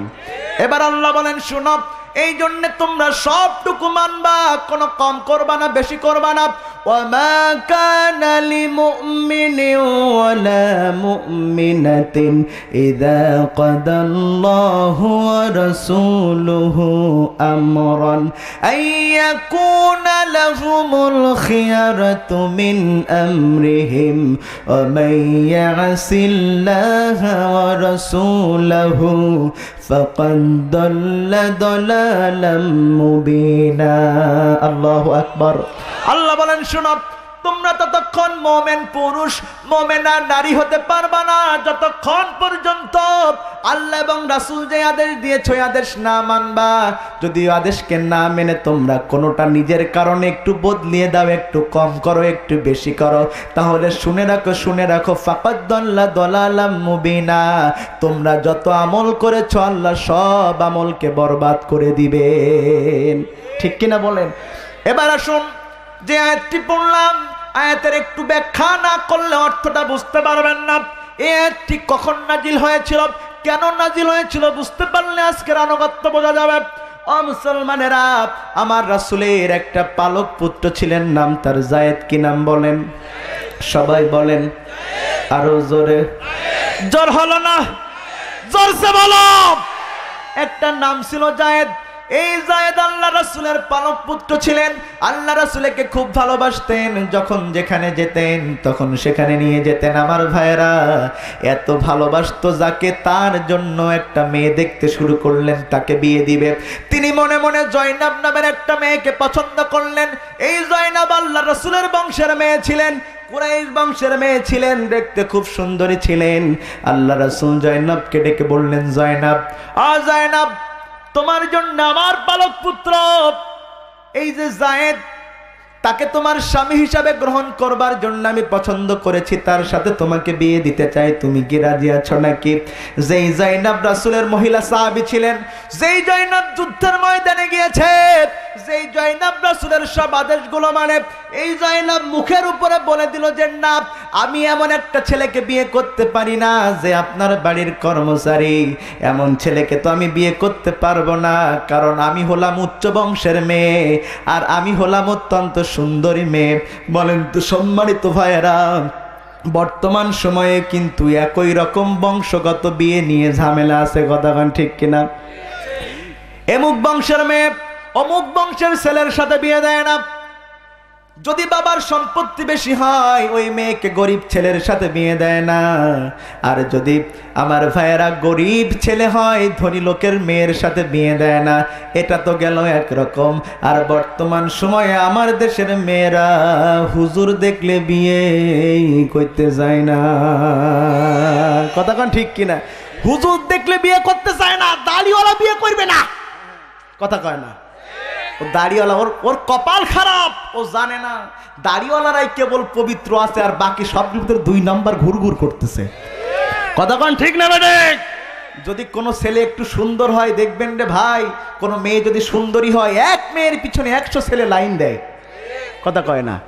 তার জন্য হাই স্কুলের সামনে দাঁড়িয়ে থাকে, কলেজের সামনে দাঁড়িয়ে থাকে, জানে সকিনার 4টের সাথে চলতেছে, তারপরেও তার পিছনে লাইন নেই, সুন্দরী মেয়ে চায়।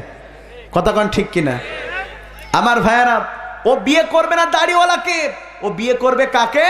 যার কলি নামতে নামতে এখান থেকে একেবারে জুতার মতো বেঁকে গিয়েছে, যেটা হলো আনার কলি। কথা কয় না? ও বিয়ে করবে সেটাকে।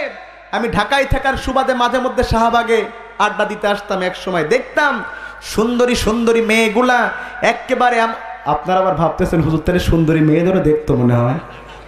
হ্যাঁ, না দেখে করবেন কি? যদি মনে করেন মেয়ে দেখবো না, তাইলে কব্বরে যাওয়া ছাড়া লাইন নেই। এক হুজুর ওয়াজ করলো মেয়ের দিকে তাকাবা না, গুনাহ হবে। হুজুর ছেলে চিন্তা করলো ঠিকই তো, একটু আমল করি। দাঁড়িয়ে আছে শাহবাগের মোড়ে, বাম দিকে তাকিয়ে দেখতেছে একটা মেয়ে আসতেছে, কয় আস্তাগফিরুল্লাহ, কোনো মেয়ের দিকে তাকানো যাবে না। চোখটা ঘুরিয়ে ডান দিকে তাকাইছে, আগে দেখছিল বাম দিকে, এবার ডান দিকে। সর্বনাশ, আগেরটা দেখলে তাও কিছু হবে না রে ভাই, এটা দেখলে তো ইমান যায় যায়। এবার চিন্তা করে ভাই ডানেও তাকাবো না, বামেও তাকাবো না, একটু পিছনে তাকায়। পিছনে তাকিয়ে দেখতেছে ভাই ময়ূরী হেঁটে আসতেছে। চিন্তা করে আল্লাহ, সামনে তাকায়, সর্বনাশ, সামনেতে একেবারে ঐশ্বরীয় রায় হেঁটে আসতেছে। ও তখন চিন্তা করে ডানেও মেয়ে, বামেও মেয়ে, পিছনেও মেয়ে, সামনেও মেয়ে, আল্লাহ করি কি একটু আসমানের দিকে তাকাই। যেই না ভাই আসমানের দিকে তাকাই, যে তাকায় দেখে পাশের বিল্ডিং থেকে একটা মেয়ে ওর দিকে ভেসকায়া চাইয়া রইছে। ও এখন করবে কি? আর বর্তমান সময়ে মেয়েদেরকে পণ্য হিসাবে ব্যবহার করার চেষ্টা চলছে। কথা কোন ঠিক না বেটে? নারীদের স্বাধীনতার নামে নারীদের কাছকে পণ্য হিসাবে ভোগ করবার ষড়যন্ত্র চালাচ্ছে। আমার দেশের তেলতেলে বুদ্ধিজীবীরা, যাদের মাথায় চুল নাই, বুদ্ধির চোটে কি কন, এরা বলতেছে নারীদেরকে পর্দা ছাড়া বাইরে দিতে হবে। ভাইরে ভাই, যদি কিনা মুরগি স্বাধীন হয়, শিয়াল তো সেটাই চায়, কারণ মুরগি স্বাধীন হলে শিয়ালের সুবিধা হয়, যখন তখন খাইতে পারে। মেয়ে লোক যদি স্বাধীন হয়, এই সমস্ত বুদ্ধিজীবীরা যখন তখন ভোগ করতে পারবে, সেই জন্য নারী স্বাধীনতার কথা বলে। মাহফিলের জন্য নভোএয়ার প্লেনে করে আসতেছি ভাই, একটা মেয়ে এসছে ট্রেতে করে খাবার নিয়ে, আইসা কয় এক্সকিউজ মি স্যার। বুঝলেন না বোধ হয়, মানে ঠোঁটে তো লিপস্টিক লাগানো, যদি ঠিকঠাক বলে তাহলে তো লিপস্টিক নষ্ট হবে, এই জন্য এক্সকিউজ মি স্যার। আমি তাকাইলাম, কি বলেন? ওম্মা, যে কজন যায় সবগুলো মেয়ে, একটাও ছেলে নাই। আমি বললাম ব্যাপারটা কি? জিজ্ঞাসা করলে বলছে দেখেন, আমরা নারীর স্বাধীনতায় বিশ্বাসী, নারীর অভাব দূর করতে হবে, নারীদেরকে স্বাবলম্বী করতে হবে, তাই চাকরি দেয়। আমি বললাম ভাই তা তো বুঝলাম, তা কি শুধু সাদা নারীদের নাকি কালো নারীদেরও? কয় হুজুর বুঝলাম, বুঝবা কেমনে? যদি তোমরা নারীর স্বাধীনতায় বিশ্বাসী হতে, তাহলে এখানে শুধু মেয়েরা থাকতো না, কালো মেয়েরাও থাকতো। বোঝা গেল তোমরা নারীর স্বাধীনতায় বিশ্বাসী নয়, বরং সুন্দরী মেয়েদেরকে স্বাধীনতার নামে বের করে ভোগ করবার চক্রান্ত চালানো হচ্ছে। কথা ঠিক কিনা? আর আজ বর্তমান সময়ে এই জন্য মেয়েরা, বিশ্ববিদ্যালয়ের মেয়েরা গাঁজা খায়, বিশ্ববিদ্যালয়ের মেয়েরা পর্যন্ত মদ খায়, এগুলো নারী স্বাধীনতা চাওয়ার ফল। কথা ঠিক না বেটে? ও মুসলমানের, এই জন্যে বর্তমান মেয়েরা আর হুজুর দেখলে বিয়ে করতে চায় না, ঠিক কিনা বলেন? বলে হুজুরদের ভাত জুটবে না। কয় কি কয় না? আমি তো বলি ভাই সত্যি, ভাত তো জুটে না। এই যে বের হয়েছি পোলাও কোরমা খাইতে খাইতে সাদা ভাত চোখেই দেখি না, জুটবেটা কি? কথা কয় না। আমি তো বলি হুজুররা যা খায়, তোমরা বুদ্ধিজীবীরা তা চোখে দেখো না। হুজুরদের সাথে আবার অনেকে হুজুরদের দেখতে পারে না। কথা কয় না? হুজুরদের খালি ভুল ধরে, হুজুররা যা করে তাতে দোষ খুঁজে পায়। আমি বলি ভাই, যে হুজুরদের এত ভুল ধরো না। এই হুজুররা যদি তোমার বাপ মাকে বিয়ে না বলাতো, 1 নম্বর হয়ে দুনিয়ার বুকে আসতে পারত না। কেন ভুল ধরো? আবার তুমি আমি যখন মারা যাওয়ার পরে এই হুজুররাই জানাজা পড়াবে। কথা কর না? এক হুজুর ফতোয়া দিল, আমরা আর কোনো মুনাফিকের জানাজা পড়াবো না, আমরা কোনো আর খারাপ মানুষের জানাজা পড়াবো না। বলতে পড়াবো না মানে জোর করে পড়িয়ে নেব। বুঝলেন কিনা? হুজুর বলতে ঠিক আছে পড়িয়ে নিস, ঠিকই যাবো, কিন্তু উজু করব না। কি করবে না? বলছে উজু করিয়ে নেব। আচ্ছা করিয়ে নিস, উস্তাদের মাস শেষ রাত্রিতে তেলাওয়াত তো আসতে, ঠিক কিনা? একদম দাঁড়িয়ে বলবো আল্লাহ, আমি তো আসতে চাই না এর জানাজায়, কারটা ইসলাম বিরোধী নাস্তিক আমাকে জোর করে এনেছে আল্লাহ, ওর জন্য দোয়া পড়ে। যে কটা জোর করে এনেছে আল্লাহ, ও কটার সমানে বাটপা। আল্লাহু আকবার, ঠিক আছে না? দ্বিতীয় তাকবীর শুরু আল্লাহ।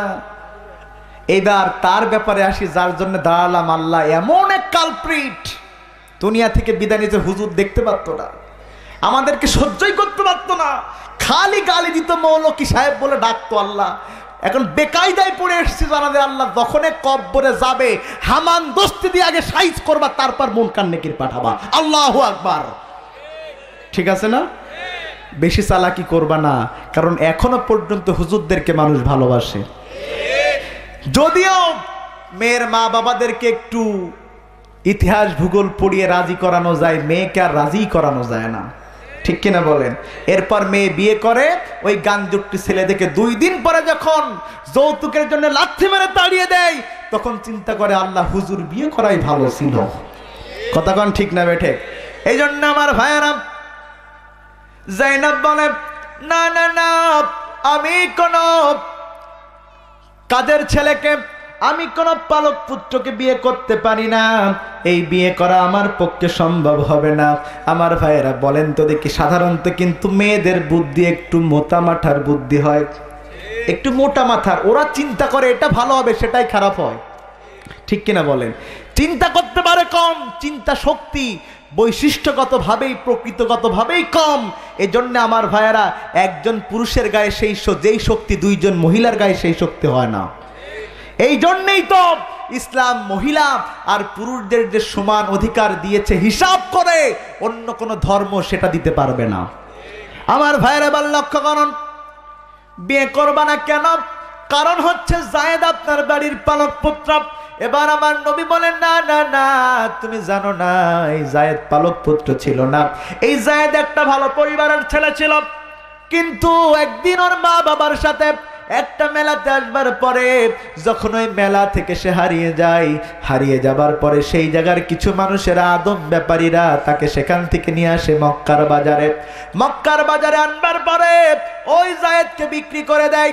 বিক্রি করে আর কারোর কাছে নয়, তিনি হলেন আমার রাসূলের প্রথম স্ত্রী, নাম তার খাদিজা। সুবহানাল্লাহ বলবেন না? সুবহানাল্লাহ বলবেন না? নাম তার খাদিজা। তো ঠিক আছে, এই খাদিজার কাছে যখন জায়েদ থাকে, ভালো বংশের ছেলে হবার কারণে, এর ব্যবহার, এর যোগ্যতা, এর বুদ্ধি অত্যন্ত সুন্দর হবার কারণে মা খাদিজা একে চাকর হিসাবে না দেখে নিজের ছেলের মতো দেখে। এরপরে যখন আমার রাসূলের সাথে এই খাদিজার বিয়ে হয়ে যায়, তখন মা খাদিজা বাসর রাত্রিতে আমার নবীকে বলেন, আমি আপনাকে এমন একটা জিনিস উপহার দিতে চাই, যাকে আমি টাকা দিয়ে কিনেছি। সে আমার চাকর, কিন্তু তার বুদ্ধি, তার যোগ্যতা এত বেশি, তাকে আমি ছেলের মতো দেখি। আমি এই ছেলেটাকে আপনার জন্য উপহার দিতে চাই। সেই দিন আমার নবী এই জায়েদকে উপহার হিসাবে গ্রহণ করেছিলেন। একদিন জায়েদের মা বাবা জানতে পারলো জায়েদ মক্কায় মুহাম্মদ নামে একটা লোকের কাছে আছে। এবার জায়েদের মা বাবা দূর দেশ থেকে নিজের সন্তানকে নেবার জন্য অনেক টাকা পয়সা নিয়ে হাজির হয়ে গেল আমার রাসূলের দরবারে। ডেকে বলে, মুহাম্মদ, ওই যে ছেলেটা তোমার পাশে দাঁড়িয়ে আমাদের ছেলে। আল্লাহ রাসূল জিজ্ঞাসা করলেন, জায়েদ, উনি কি তোমার মা বাবা? বলে, হ্যাঁ। কি জন্য এসেছেন? আমাদের সন্তান হারিয়ে গিয়েছিল, আপনারা সম্ভবত কিনেছিলেন, এটি জানবার পরে এসেছি এই সন্তানকে ফেরত নেবার জন্যে। একটু দয়া করে এই সন্তানকে আমাদের ফেরত দেয়, বিনিময়ে যা দিয়ে কিনেছিলেন তার ডাবল দ্বিগুণ টাকা ফেরত দেব। আমার নবী বলে, জায়েদের মা ও জায়েদের বাবা, কোনো টাকা পয়সা ফেরত দেওয়া লাগবে না, বরং যদি জায়েদ নিজের থেকে তোমাদের কাছে চলে যেতে চাই, আমি মুহাম্মাদুর রাসূলুল্লাহ তাকে বিনামূল্যে আবার তোমাদেরকে দিয়ে দেব। সুবহানাল্লাহ বলবেন না? জায়েদের মা জায়েদের বাবা ডাকেন, ও জায়েদ, চলো চলো বাবা, বাড়িতে ফিরে যায়। এবার জায়েদ একবার মা বাবার দিকে তাকায়, আর একবার রাসূলের দিকে তাকায়।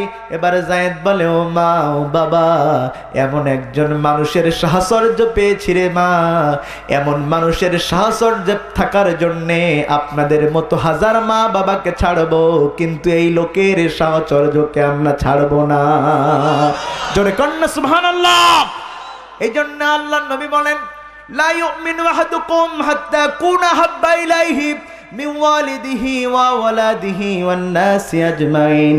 তোমরা ততক্ষণ পরিপূর্ণ মুমিন হতে পারবে না, পরিপূর্ণ ঈমানদার হতে পারবে না যতক্ষণ পর্যন্ত তোমরা তোমাদের সন্তান সন্ততি পিতা মাতা দুনিয়ার সবার চাইতে আমার নবীকে বেশি ভালোবাসতে না পারবে, ততক্ষণ তোমরা পরিপূর্ণ মুমিন হতে পারবে না। ঠিক কিনা বলেন? এবার আসুন এখানে ব্যাখ্যা শুনেন। আপনার নবীকে গালি দেয়, আপনার হৃদয়ে কোনো ব্যথা লাগে না, কিন্তু আপনার পীরকে গালি দিলে ব্যথা লাগে। বুঝতে হবে আপনার হৃদয়ে আপনার নবীর চাইতে আপনার পীরের ভালোবাসা বেশি।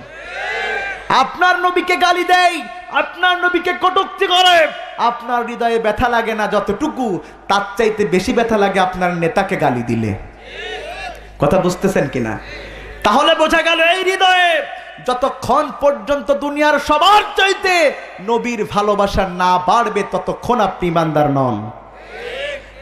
বরং প্রয়োজন হলো নবীকে ভালোবাসতে গিয়ে যদি নেতা ছাড়তে হয় নেতা ছাড়বো, যদি কোনো ভণ্ডকে ছাড়তে হয় ভণ্ডকে ছাড়বো, পরিবার ছাড়তে হলে পরিবার ছাড়বো, সংসার ছাড়তে হলে সংসার ছাড়বো, তাও নবীকে ছাড়বো না। কথা কোন ঠিক না বেঠিক? যদি এই চিন্তা চেতনায় বাংলার জমিনের মুসলমান উজ্জীবিত হতে পারত, 90% মুসলমানদের রাসূলকে কেউ গালি দিতে পারত না। কথা কোন ঠিক না বেঠিক? আমরা স্পষ্ট ভাষায় হুঁশিয়ার করে দিতে চাই, আমাদের হৃদয়ে দুনিয়ার সবার চাইতে রাসূলের ভালোবাসা বেশি। সেই জমিনে রাসূলকে নিয়ে কটূক্তি করলে আর কাউকে ছাড় দেওয়া হবে না। যেই জিহ্বা দিয়ে রাসূলের বিরুদ্ধে গালি দিবে ওই জিহ্বা কেটে কুত্তার খাদ্য বানানো হবে। কথা কোন ঠিক না বেঠিক? কারণ আমাদের হৃদয়ে সবচেয়ে ভালোবাসা কার বেশি? রাসূল আমার ভালোবাসা, রাসূল আমার আলো আশা, রাসূল আমার প্রেম বিরহের মূল আলোচনা, রাসূল আমার কাজে কর্মের অনুপ্রেরণা। কথা কোন ঠিক কিনা?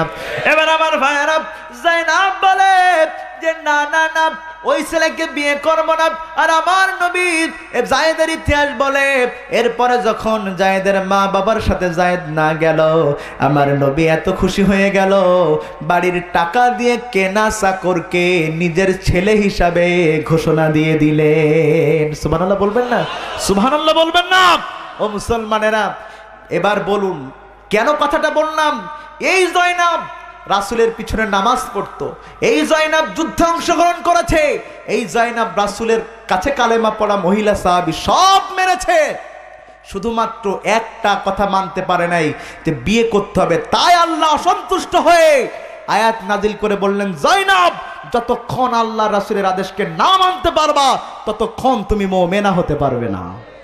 কথা কোন ঠিক না বেঠিক? আজকে সম্মানিত ভাইয়েরা দেখা যাচ্ছে সর্বোচ্চ ক্ষেত্রে সেই রাসূলের আদর্শ মানা থেকে আজকে আমরা দূরে রয়েছি। আর বিশ্বাস করুন বর্তমান সময়ে আমার দেশের মা বোনদের যে অধপতন বা আমার দেশের যুবকদের যে অধপতন, এই যে রাসূলের আদর্শ থেকে সরে গিয়েছে, ইসলামের দিকে চলতেছে না, এর জন্য সবচাইতে বেশি দায়ী মোবাইল। কথা কয় না? সারাদিন তো মোবাইল নিয়ে থাকে, কোরআন নিয়ে 1 মিনিট থাকবার সময় নাই। কথা কন না? আর এখন তো বের হয়েছে ভাই মোবাইল, ফেসবুক, ফেসবুক সারাদিন ঠেলে। কথা কয় না? সারা রাত ঠেলে, ঘুমাতে পারে না, ফেসবুকে চ্যাট করে। কত মেয়ে বন্ধু আছে, কত ছেলে বন্ধু আছে ভাইরা আমার, কে ছেলে কে মেয়ে ফেসবুকে তো বোঝা যায় না।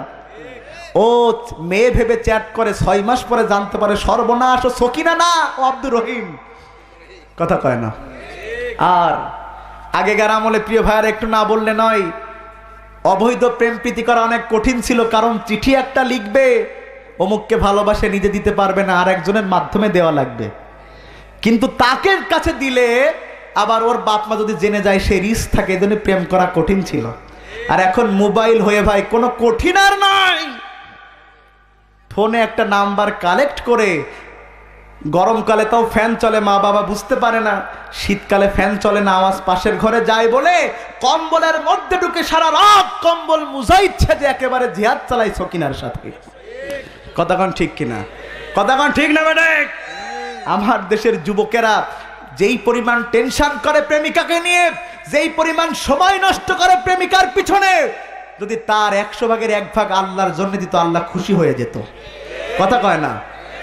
মা অসুস্থ, বলে বাবা একটা ওষুধ এনে দাও, বলছেন আমার জরুরি কাজ আছে কলেজে। কোনো কাজ নেই, পার্কে দেখা করবে। কথা কয় না?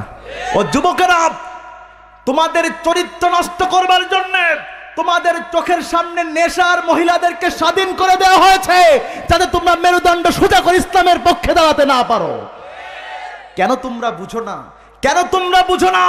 তোমাদেরকে ডুবিয়ে দেওয়া হয়েছে দুনিয়ার পিছনে আখিরাত নষ্ট করবার জন্য। যতদের ইহুদিদের কুটচাল, খ্রিস্টানদের কুটচাল, ইসলাম বিরোধীদের কুটচাল না বুঝবা, ততদিন এদেশে ইসলাম কায়েম হবে না। তবে বিশ্বাস রাখি, আগামীকাল সকালে পূর্ব দিগন্তে সূর্য ওঠা যেমন সত্য, তার চাইতে বড় সত্য এই পৃথিবীর বুকে ইসলাম আবার জ্বলবে। কথাগণ ঠিক না বে ঠিক? কোন একদিন এ দেশের আকাশে কালিমার পতাকা দুলবে,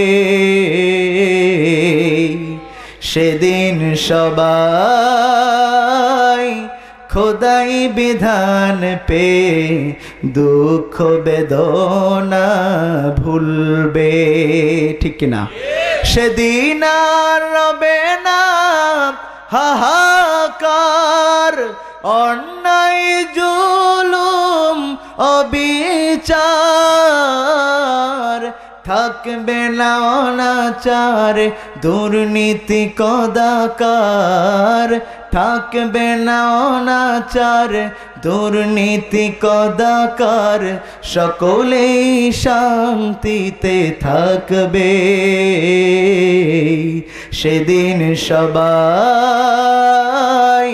খোদাই বিধান পে দুঃখ বেদনা ভুলবে। কথাক্ষণ ঠিক কিনা? একাকী নিরমণি নির্জন পথে যাবে, কোনো জন কটু কথা কবে না, কোনো দিন পথে ঘাটে সম্পদের মোহে খুনার রাহাজানি হবে না। সেই দিন আর নয় বেশি দূরে। ঠিক কিনা? যদি আমরা এক হতে পারি ইসলামের পক্ষে, সেই দিন আগামী কালও হতে পারে। সেই দিন আর নয় বেশি দূরে, আর কিছু পথ গেলে মিলবে। সেদিন সবাই খোদাই বিধান পে দুঃখ বেদনা ভুলবে। কথা কোন ঠিক কিনা? তাহলে যদি এই সময় পেতে হয়, এই সুযোগ পেতে হয়, যুবকদেরকে ইসলামমুখী করতে হবে, মোবাইল মুখী থেকে দূর করে কোরআনমুখী করতে হবে। যতটুকু ব্যবহার করা প্রয়োজন তার চাইতে এক্সেস ব্যবহার করে সময়কে নষ্ট করা যাবে না। কারণ কিয়ামতের দিন আপনার জীবন, আপনার যৌবন আপনি কিভাবে ব্যয় করেছেন তার পাই টু পাই জবাব দেয়া লাগবে। ইকরা কিতাবাক, ইকরা কিতাবাক কাফা বিনাফসিকা আল-ইয়াওমা আলাইকা হাসিবা। কিয়ামতের দিন যখন আপনার আমলনামা আপনাকে পড়তে বলা হবে, তখন যদি আপনার নিজেই আপনার দোষগুলো পড়া লাগে, এর চাইতে লজ্জার আর কিছু পাওয়া যাবে না। ঠিক কিনা বলেন? এজন্য প্রিয় ভাইয়েরা, যদি আমার সুযোগ থাকতো আমি তাহলে এই দেশে এই এসএসসি পরীক্ষা পর্যন্ত প্রয়োজন ছাড়া মোবাইল ব্যবহার করা নিষিদ্ধ করে দিতাম। অনেকে বলবেন হুজুর কি সর্বনাশের কথা, কি সর্বনাশ, মোবাইলের কত ফলাফল দেখেন। ঢাকার ক্লাস 8-এ পড়া ছেলে ক্লাস 6-এর পড়া মেয়েকে নিয়ে ভেগে গিয়েছে। কথা কয় না? বাপ মা ভাবে পোলাফান ছোট, ছোট না, ওর রুহুর বয়স 1, আটি পাইকা একেবারে শেষ। কথা কন ঠিক কিনা? এই জন্য মোবাইল নিয়ে একটা গান মাঝে মধ্যে আমি শোনাই, আপনাদের শোনাবো। আরে মোবাইল আসিল কি দোলা লাগিল হপ, পড়াশোনায় মন বসে না। আরো আসতে কন। আরে মোবাইল আসিল কি দোলা লাগিল পড়াশোনায় মন বসে না। পরনে যাই থাক পেটে ভাত নাই যাক, পরনে যাই থাক পেটে ভাত নাই যাক, মোবাইল ছাড়া সোনার চলে না। ঠিক কিনা? কথা বল ঠিক কিনা? দেখবেন যে ভ্যান চালিয়ে খাই, ছোট করার জন্য বলতেছি না, তার সন্তানেরাও স্যামসাং সেট ছাড়া বাপ মার উপর রাগ করে থাকে না দিলে। ঠিক কিনা বলেন? এই ফোন নিয়ে কি করে, রাত 12টার পরে টুনি যখন ফোন করে চোখের পাতায় ঘুম আসে না। ঠিক কিনা? বিছানায় বসিয়া কানে ফোন লাগাইয়া, বিছানায় বসিয়া কানে ফোন লাগাইয়া কয় প্রাণ বন্ধু আমায় ভুইল না। ঠিক কিনা? আরে মোবাইল আসিল কি দোলা লাগিল পড়াশোনায় মন বসে না। ঠিক কিনা বলেন? প্রেম পীড়িতের মেলা, রাত জেগে কথা বলা, এখন আর বটতলা লাগে না। আগে তো বলতো তো রাতে অমুক জায়গায় দেখা করবা। ঠিক কিনা কোন? এখন আর লাগে? প্রেম পীড়িতের মেলা, রাত জেগে কথা বলা, এখন আর বটতলা লাগে না। ও পাড়ার জোর না জানে কত বাহানা। ঠিক কিনা বলেন? ও পাড়ার জোর না জানে কত বাহানা, ফোন ছাড়া কলেজেতে যাবে না। আরে মোবাইল আসিল কি দোলা লাগিল পড়াশোনায় মন বসে না। হায়রে মোবাইল আসিল কি দোলা লাগিল পড়াশোনায় মন বসে না। ঠিক কিনা? এবার মুসলমানের আসুন, কিছু বাস্তব কথা বললাম, আবার একটু তাফসিরের মধ্যে ঢুকে যায়, তাহলে বুঝতে হবে আনুগত্য দুই প্রকার। ঠিক কিনা? এবার আসুন মুসলমানেরা, আল্লাহ নিজের জন্য ভালোবাসা শব্দ ব্যবহার করলেন, কিন্তু রাসূলের জন্য আনুগত্য শব্দ ব্যবহার করলেন। কারণটা কি? তার মানে হলো ভালোবাসার আনুগত্যের মধ্যে পার্থক্য রয়েছে। ঠিক কিনা বলেন? ভালোবাসা কাকে বলে, আনুগত্য কাকে বলে? আল্লাহ রাসূলের একজন চাচা ছিলেন, নাম কি? খুব বেশি ভালোবাসতেন আমার নবীকে। নাম কি বলেন? এত বেশি ভালোবাসতেন, ভালোবাসার কারণে ইসলাম ধর্ম গ্রহণ না করেও রাসূলের সাথে 3 বছর জেল খেটেছেন। ঠিক কিনা বলেন? এত বেশি ভালোবাসেন, জেল খাটলেন, তার জন্য সর্বোচ্চ কুরবানি করলেন। একদিন তিনি বসে আছেন, চলে আসলো আবু জেহেলের দল, সাথে একটা 22 বছরের ছেলে, নাম উমারা ইবনে ওয়ালিদ। এনে বলতেছে, ও আবু তালেব, আমাদের নেতা, ও আবু তালেব, কাবার খাদেম, আপনি যদি মুহাম্মদকে চেহারার জন্য ভালোবাসেন, আপনি যদি মুহাম্মদুর রাসূলুল্লাহকে তার যোগ্যতার জন্যই শুধু ভালোবাসেন, তাহলে এই ছেলেটাকে আনলাম, তাকে দিয়ে দিলাম, বিনিময়ে মুহাম্মদকে আমাদের হাতে তুলে দেন। ওই দিন আবু তালেব বললেন, শুনো আবু জেহেল, আমার শরীরে 1 ফোঁটা রক্ত থাকতে, আমি 1 সেকেন্ড দুনিয়াতে বেঁচে থাকতে, আমার অভিভাবক থেকে কোনো দিনের জন্য 1 সেকেন্ডের জন্য নবী মুহাম্মদকে তোমাদের হাতে তুলে দিব না। সুবহানাল্লাহ বলবেন না? এত ভালোবাসা, যার জন্য এত কষ্ট। আমার ভাইয়েরা, একটু বুঝে শুনে বলুন তো, এই মানুষটি ভালোবাসবার পরেও কোথায় যাবে? জোরে বলেন, কেন কেন কেন এত ভালোবাসা?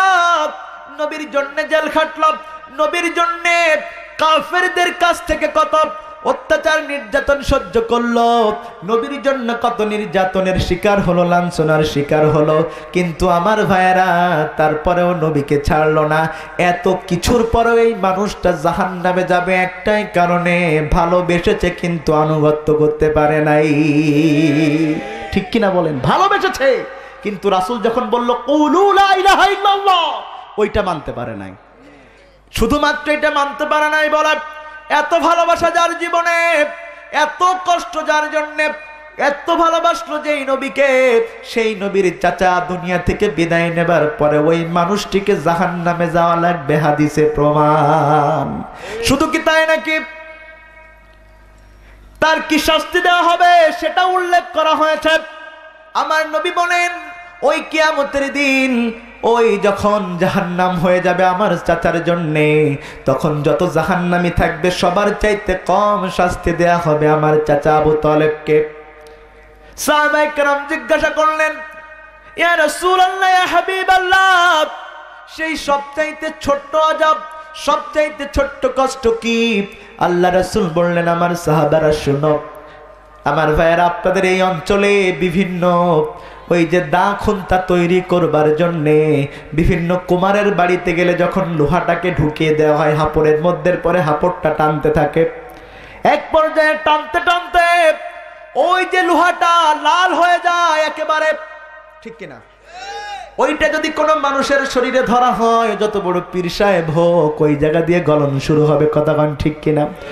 মুসলমানের আল্লাহ রাসূল বলেন, এরা উত্তপ্ত লোহার দুইটা জুতা আমার চাচার পায়ে যখন পরিয়ে দেয়া হবে সবচাইতে কম শাস্তি, কিন্তু এর উত্তপ্ততা এত বেশি হবে, পা থেকে জ্বলতে জ্বলতে পুড়তে পুড়তে সিদ্ধ হতে হতে মাথার মগজগুলো টকবক করে ফুটতে ফুটতে দুই পাশে পড়ে যাবে। কতক্ষণ ঠিক কিনা? এই যদি হয় ছোট্ট শাস্তি, বড় শাস্তি কি হবে? এবার আসুন আর একটা উদাহরণ নেন মুসলমান। আল্লাহ রাসূলের একজন সাহাবী ছিলেন, দেখতে ভালো ছিল না, চেহারা ছিল খারাপ, আবু তালেবের মতো বড় নেতাও ছিল না, আল্লাহ রাসূলের জন্য এত বড় প্রোটেকশন লিডারও তিনি ছিলেন না, কিন্তু সেই সাহাবীটা ভালোবাসা এবং আনুগত্য একসাথে করবার কারণে সে জান্নাতে চলে যাবে। ঠিক কিনা বলেন? হযরত বেলাল রাদিয়াল্লাহু তাআলা আনহু, চেহারা তার ভালো ছিল না, অত্যন্ত কালো চেহারার মানুষ ছিলেন, ঠোঁটগুলো ছিল মোটা, নাকটা ছিল বোচা, মাথার চুলগুলো ছিল খারাপ, কোনো শারীরিক সৌন্দর্য তার মধ্যে ছিল না, কিন্তু ইসলাম গ্রহণ করলেন। আবু তালেব যেমন কষ্ট সহ্য করলো ইসলামের জন্য, একই কষ্ট সহ্য করলো বেলাল, কিন্তু বেলাল জান্নাতে যাবে, কারণ হলো বেলালের ওই যে আল্লাহ রাসূলকে মানার পিছনে ভালোবাসাও ছিল, আনুগত্যও ছিল। কতক্ষণ ঠিক না বেঠে? আজ মুসলমানেরা যতক্ষণ আমরা বেলালের মতো ভালোবাসার আনুগত্যকে এক জায়গায় করতে না পারবো, ততক্ষণ আমরা জান্নাতে যাব না। কতক্ষণ ঠিক কিনা? এজন্য মুসলমানেরা, আমার নবী এই কোরআনের কথা বললেন, আমার নবী হাদিসের কথা বললেন, আমার নবী ময়দানে কথা বললেন, ময়দানে কথা বলতে অত্যাচার নির্যাতন সহ্য করলেন। ঠিক কিনা বলেন? এবার আসুন মুসলমানেরা, যদি আপনি আমি একইভাবে কোরআনের কথা বলি, বেলাল যেমন অত্যাচার নির্যাতন সহ্য করেছে, আপনাকেও আমাকে করা লাগবে। কতক্ষণ ঠিক নেবে? আপনি বলছেন রাসূলের দিনের দাওয়াতের উপরেই আছি, কিন্তু আপনার উপরে কোনো মার আসছে না, আপনি লক্ষ লক্ষ মানুষ নিয়ে বসে আছেন, কেউ কিছু বলছে না, বুঝতে হবে রাসূলের দাওয়াতের মতো দেখালেও রাসূলের দাওয়াত নয়। কতক্ষণ ঠিক না বেঠে? আবার ভাইয়া লক্ষ্য করুন, এই যে তারটা, বৈদ্যুতিক তারটা এখান দিয়ে যাচ্ছে, এই তারের ভিতরে কিছু ভোল্টেজ আছে না নাই? আমি হুজুর মানুষ যদি বিসমিল্লাহ বলে ওই তারটা ছিঁড়ে একটু বিদ্যুৎ চলা অবস্থায় ধরি, আমার হাতে শর্ট করবে কি করবে না? শর্ট সার্কিট হবে কি হবে না? আমার ভাইয়েরা, অল্প কিছু ভোল্টেজ এখান দিয়ে যাচ্ছে, তারপরেও বিসমিল্লাহ বলে হাত দিয়েছি, তারপরেও শর্ট সার্কিট আমার হলো। কিন্তু দেখবেন ওই হাজার হাজার ভোল্টেজের তারের উপরে দিয়ে বসে একজন মানুষ ওই তারের উপরে পাশা দিয়ে বসে একটা তার আর একটার সাথে জোড়া লাগায়, ওর কিছু হয় না। কথা কয় না? ব্যাপারটা কি? আমি হাত দিলে শর্ট করে, তাইলেও মনে হয় আল্লাহর ওলি, তাই কিছু হয় না। আরে ও বেটা তো নামাজই পড়ে না, তারপরেও কিছু হয় না। কথা কয় না? তাহলে বোঝা গেল রে ভাই, তার ঠিক আছে, কিন্তু লাইনে একটু গোলমাল আছে। কথা কন ঠিক না? মানে দেখতে একই রকম তার, ওটার ভোল্টেজ বেশি, তারপরেও বসেছে, কোনো কিচ্ছু হচ্ছে না। বোঝা গেল তার এক হলেও দুইটার লক্ষণ আলাদা। বুঝলেন কিনা? ওটার উপরে বসে তার জোড়া লাগাচ্ছে, তার মানে ওর হেডকোয়ার্টারের সাথে কথা বলা আছে, আমি যখন তার জোড়া লাগাবো তখন আপনি ওদিক থেকে বন্ধ করে রাখবেন। কথা কয় না? কথা কন না?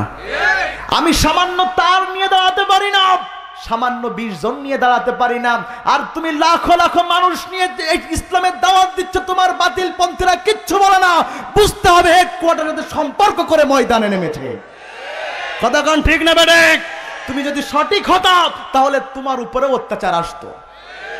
আল্লাহ রাসূল দিনের দাওয়াত দিলেন, তার চাইতে ভালো কণ্ঠ কারোর ছিল না, ঠিক কিনা?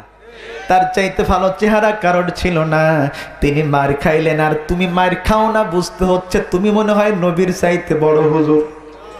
কথা কয় না? ও মুসলমানেরা, ভালো করে বুঝে নিবেন, আপনার দাওয়াত রাসূলের দাওয়াতের মতো দেখতে হলে ওর ভিতরে প্রাণ নাই। এই জন্য আপনি যখন আল্লাহু আকবার বলেন সহ্য করতে পারে না 10 জনে, আর যখন সেই আল্লাহু আকবার 5 লক্ষ লোক বলে কিচ্ছু হয় না, বরং তিরান পাঠানো হয়। কথা কোন ঠিক না বেটে? বোঝা গেল রাসূলের দাওয়াতের সাথে পরিপূর্ণ মিল খুঁজে পাওয়া যাচ্ছে না। আমার কথা কি বুঝতে পারছেন আপনারা? এবার আসুন মুসলমানেরা, বেলাল রাদিয়াল্লাহু তাআলা আনহু তিনি মার খেলেন, সুমাইয়া ইন্তেকাল করলেন, ইয়াসার ইন্তেকাল করলেন, আর আপনি আমি দিনের দাওয়াত দেই। আমার দাওয়াত দেওয়ার কারণে আমার দলের মধ্যে আমার জায়গায় কোনো একটা শহীদ নাই, তাহলে বুঝতে হবে আমার দাওয়াত সঠিক দাওয়াত নয়। কথা কোন ঠিক না বেটে? রাসূল দাওয়াত দিল, রাসূলের পিছনে যারা চললো তারা শহীদ হলো, আর তোমার দাওয়াত কত ভালো, শহীদ হয় না, বুঝতে হবে রাসূলের সাথে মিল নাই।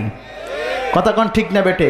এই জন্যে মুসলমানেরা রাসূলের সাথে মিল রাখবার জন্যে ওরা আবার বলে, কিছু কিছু লোক বলে আমরাই সঠিক, এই জন্য আমরা মার খাই না, আর তোমাদের দোষ আছে তাই তোমরা মার খাও। কথা কয় না? এই কথা যে বলবে তার ঈমান থাকবে না, কারণ আমার নবী এই রাস্তায় মার খেয়েছেন, তোমাকে একই রাস্তায় মার খাওয়া লাগবে। কথা কোন ঠিক না বেটে? এদের আবার বেশি বুদ্ধি, বুঝলেন কিনা? এরা এখন আল্লাহকে পাওয়ার জন্য শাহাদাতের উত্তপ্ত ময়দানকে ছেড়ে দিয়ে তসবির দানাকে হাতে নিয়েছে।